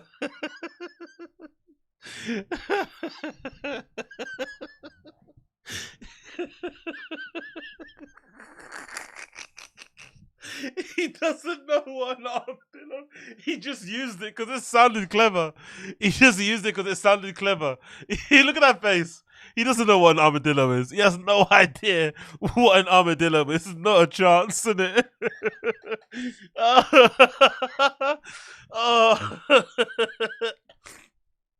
Oh, sorry. Oh. I got so thick in the pandemic, I decided to go on a keto diet. If you know what keto is a diet where you can't eat Mexican food. That's the diet. It's pretty easy to stick to, man. Just don't touch a fucking tortilla. You know what I'm saying? Here's my problem, though. Here's my problem. Every Friday, my mother-in-law cooks my favorite Mexican food at my house. She has her own house, but does it at mine. It makes no sense. So before I started this keto diet, I went up to my girl. I go, hey, you know I love your mom. Her food, best in the world. It's my favorite. That's why I'm so fucking fat. Listen, do me a favor, though. I don't want to be tempted. I don't want in the house. Do me a favor. Tell your mom I'm on keto. Can you do that? She goes, why don't you tell her? She speaks English. I went, but she doesn't, though. But she doesn't. You keep saying that, and she clearly fucking doesn't. Crowd here is very generous. He's just sort of setting up the joke here, and they are loving it. Do me a solid, tell her I'm on fucking keto, okay? 8 weeks goes by, your boy hasn't touched a fucking tortilla. Nothing. I walk in the house last Friday. Sure enough, there's a fucking fiesta of my favorite food. You know how, like, Theo Von can't bring down cocaine?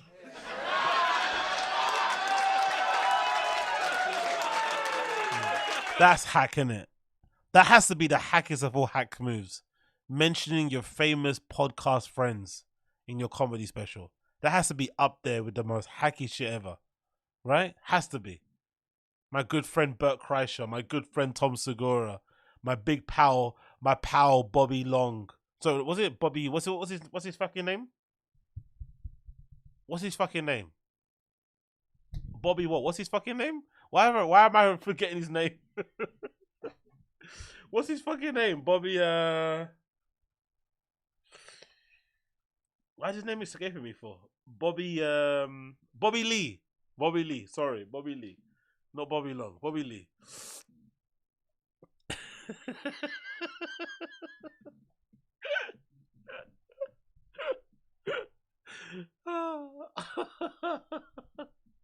Sorry, Bobby Lee, wherever you are. Oh. Nice. So he's calling out another comedian for his cocaine addiction. A lot of these people are fans of the podcast. Yeah, exactly. Oh, bro, man, I can't do this no more, man. I'm broken, y'all. I'm broken. I need some tater tots. I need some tater tots.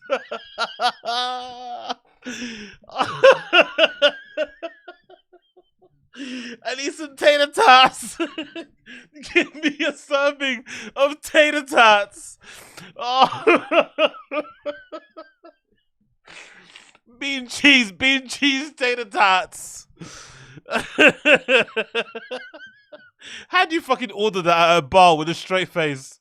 Can I get some tater tots for me and my friends? I'm sorry. Oh,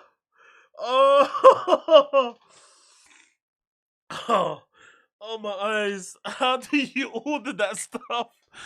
Oh. Tater tots.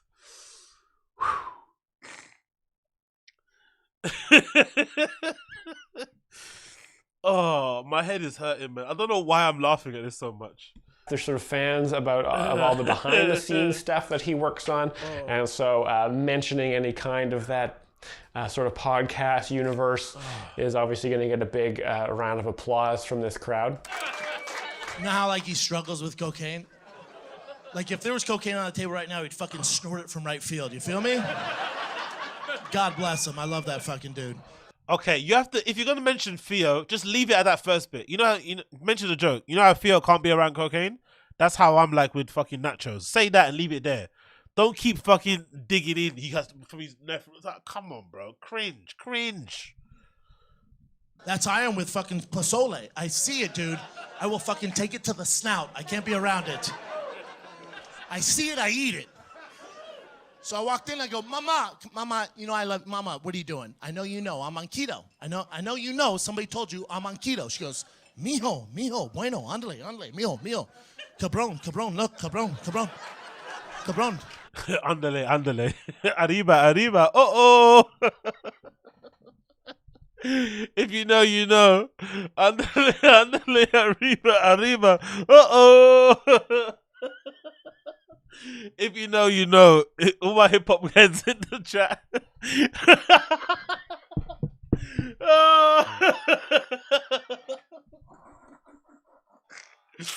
Yeah, exactly. Big up Jared Mellerick. You know. Andale. Honestly, man. And then you do a fucking scan over to his fucking mother-in-law, and she speaks better English than Brendan. That's the funny part. He's making it seem like she's some abuela hunched over in the back, as BGL said, cooking fucking tortillas out in the street corner. But she's actually a very well put together older lady that speaks better English than fucking Brendan. That's the funny part about it. If you told me she has a degree, if she has some sort of doctorate or something, I'd believe you. Like she graduated from a prestigious school in America somewhere. Like she got like, adult fucking, learning certificate. Like, I'll believe you. She's got her own practice or something. I'll believe you. She seems very well put together, very, uppity and stuff, and clean and whatnot, whatever. Very, very, very Western, right? And he's describing her like she's some, literally, like she just fucking popped out of a telenovela or something. It's like absolutely hilarious. She grabs this tray. She goes, Cabron, look, taquitos. It's keto, bitch.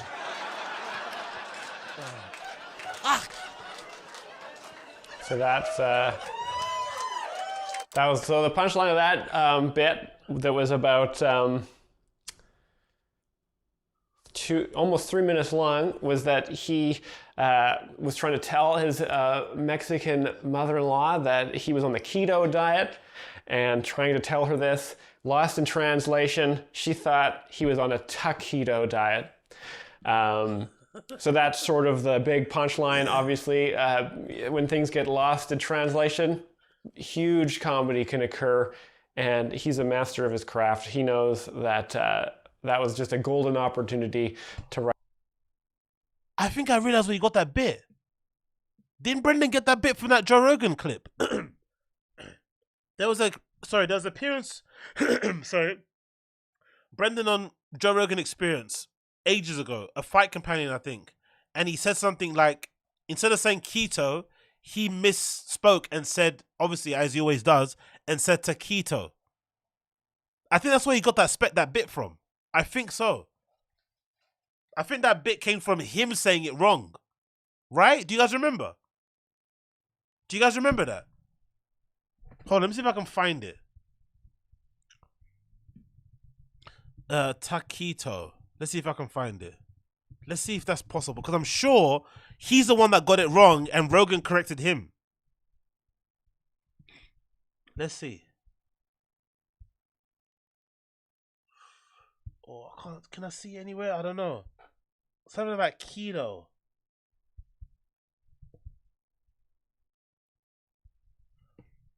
Oh, can I get it? No, I probably cannot. I'm probably not going to be able to find it. Pronunciation. Let's see if I can get it.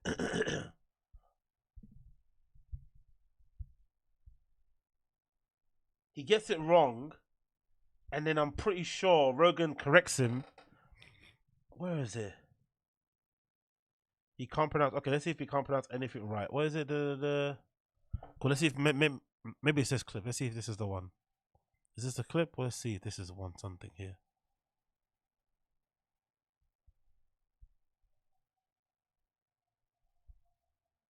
Oh no, I don't think it's the right one. This is not the right one there. Oh fuck. Wish I got it. I don't know which one it is anyway, but I know for sure there's an episode of A Fight Companion where he doesn't say keto, he says taquito, and then they all laugh at him. So I'm sure that's what he says. I'm sure. Anyway, doesn't matter. Let's get back to the video. Write a great bit. I'm just gonna stay thick, y'all. It's my DNA. And then he called her a bitch. Oh, the other thing you should know about Dana Mexon. Prepared a nice meal for him and his family. But that's obviously, he probably made that part up. Tell me this. There's me flaming hot Cheetos all over your house. They love them. They love them. It's like catnip for Mexicans. They love them. Is that true, by the way? Again, we don't have a big Mexican population in the UK, so I know I'm asking so it sounds fucking crazy, but is this actually true? Do Mexicans actually love flaming hot Cheetos like the way he says it? Is this like a meme? Like, is this like a thing? Or is this just something he's making up? Because it's the first time I heard about him. Oh, Mexicans, they love flaming. Is that a thing? Like, Mexicans love flaming hot Cheetos? Yes. Someone saying no? Yes. So what? It's a number one. Mexican black people fuck with them hard. Okay, cool. They sell it in school with limes. They squeeze limes on top of the Cheetos. Fuck. That must be bossing. There's always a chubby Mexican girl who always eats flaming hot. I thought you said, Assad, I thought you said there's always a chubby Mexican girl that eats flaming hot tater tots.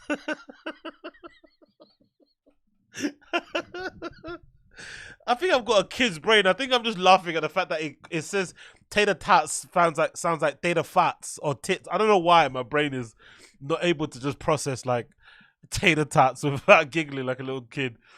Flaming hot tater tots.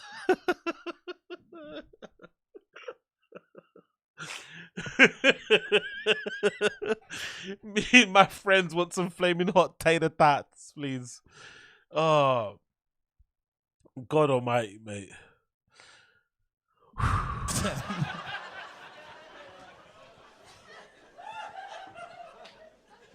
So that's just a little observation, a kind of self-contained joke. The Mexicans are, they love Flamin' Hot Cheetos.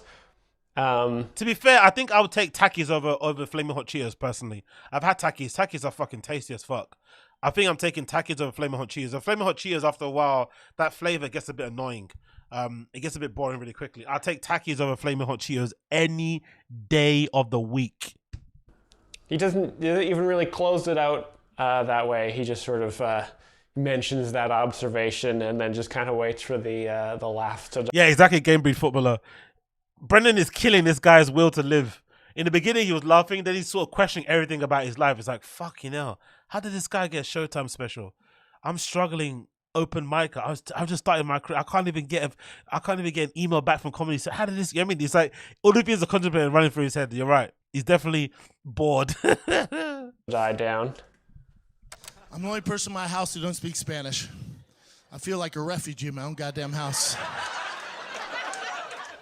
My white friends never dated a Latino before. I go, dude, just fucking learn Spanish. Put a little effort in. Learn Spanish. How hard can it be? I'm all, bitch, I am 38. I struggle with English at times.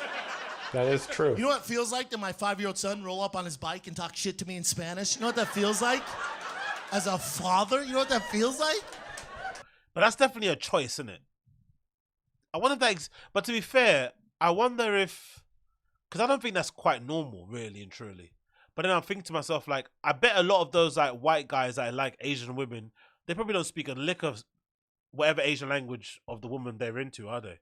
I wouldn't imagine a lot of those white guys that like Chinese women or like Korean women or Japanese women. Well, do they even speak the language? It's probably not that uncommon, but there's something odd about being into women from another culture or country but not making any effort to speak the language. It's super strange. Maybe because I'm used to seeing or meeting people who have the opposite, who if they like Hispanic, Latin women, they also like everything about the culture. They like the music, they like the food, they like the TV, the media, the entertainment. They like everything about it. So they properly go all the way in. They jump in on the deep end and they want to learn everything about it. And also I've known other guys also, like when it comes to like Asian people, they just love everything about that too. Do you know what I mean? They travel to the country, they go backpacking and stuff. They want to learn the language. They might live out there for a bit. But this is an odd combo to be somebody like him, like living in LA with somebody from Mexico, met by a bunch of Mexicans there, and he absolutely does not give one fuck about trying to learn the language. Especially when these kids are bilingual. It's like, I wonder why. I don't have a clue what he's talking about. I have a clue. Yeah, exactly. Big up, Crash. Appreciate it, brother. I'm a sucker for cornrows and manicured toes. Same? Yeah, exactly. Exactly. Big up, Crash. Oh, God almighty. Blood in my face. Yeah, exactly. I think Colin said it, but Spanish is, it's not like it's fucking Russian. You know what I mean? It's not Hungarian. It's not Georgian. It's a fairly easy language to learn in terms of the languages you have to learn if you were with somebody from another country. I really do wonder what... I don't know. Interesting. Clue. I thought puto meant dude for the longest time. I dropped him off at school last week. I was all, later, puto! Teacher was like, what the fuck? I'm all, puto. So obviously this whole crowd knows what puto means. I myself don't know what that means. It would be nice if you'd sort of explain this a little more for people that don't live in Dallas, but obviously he's got a really big fan base here, and there's no reason for him to, expand outside of the American Southwest, because he's obviously doing very well here, and the crowd really likes this kind of inside baseball. Puto?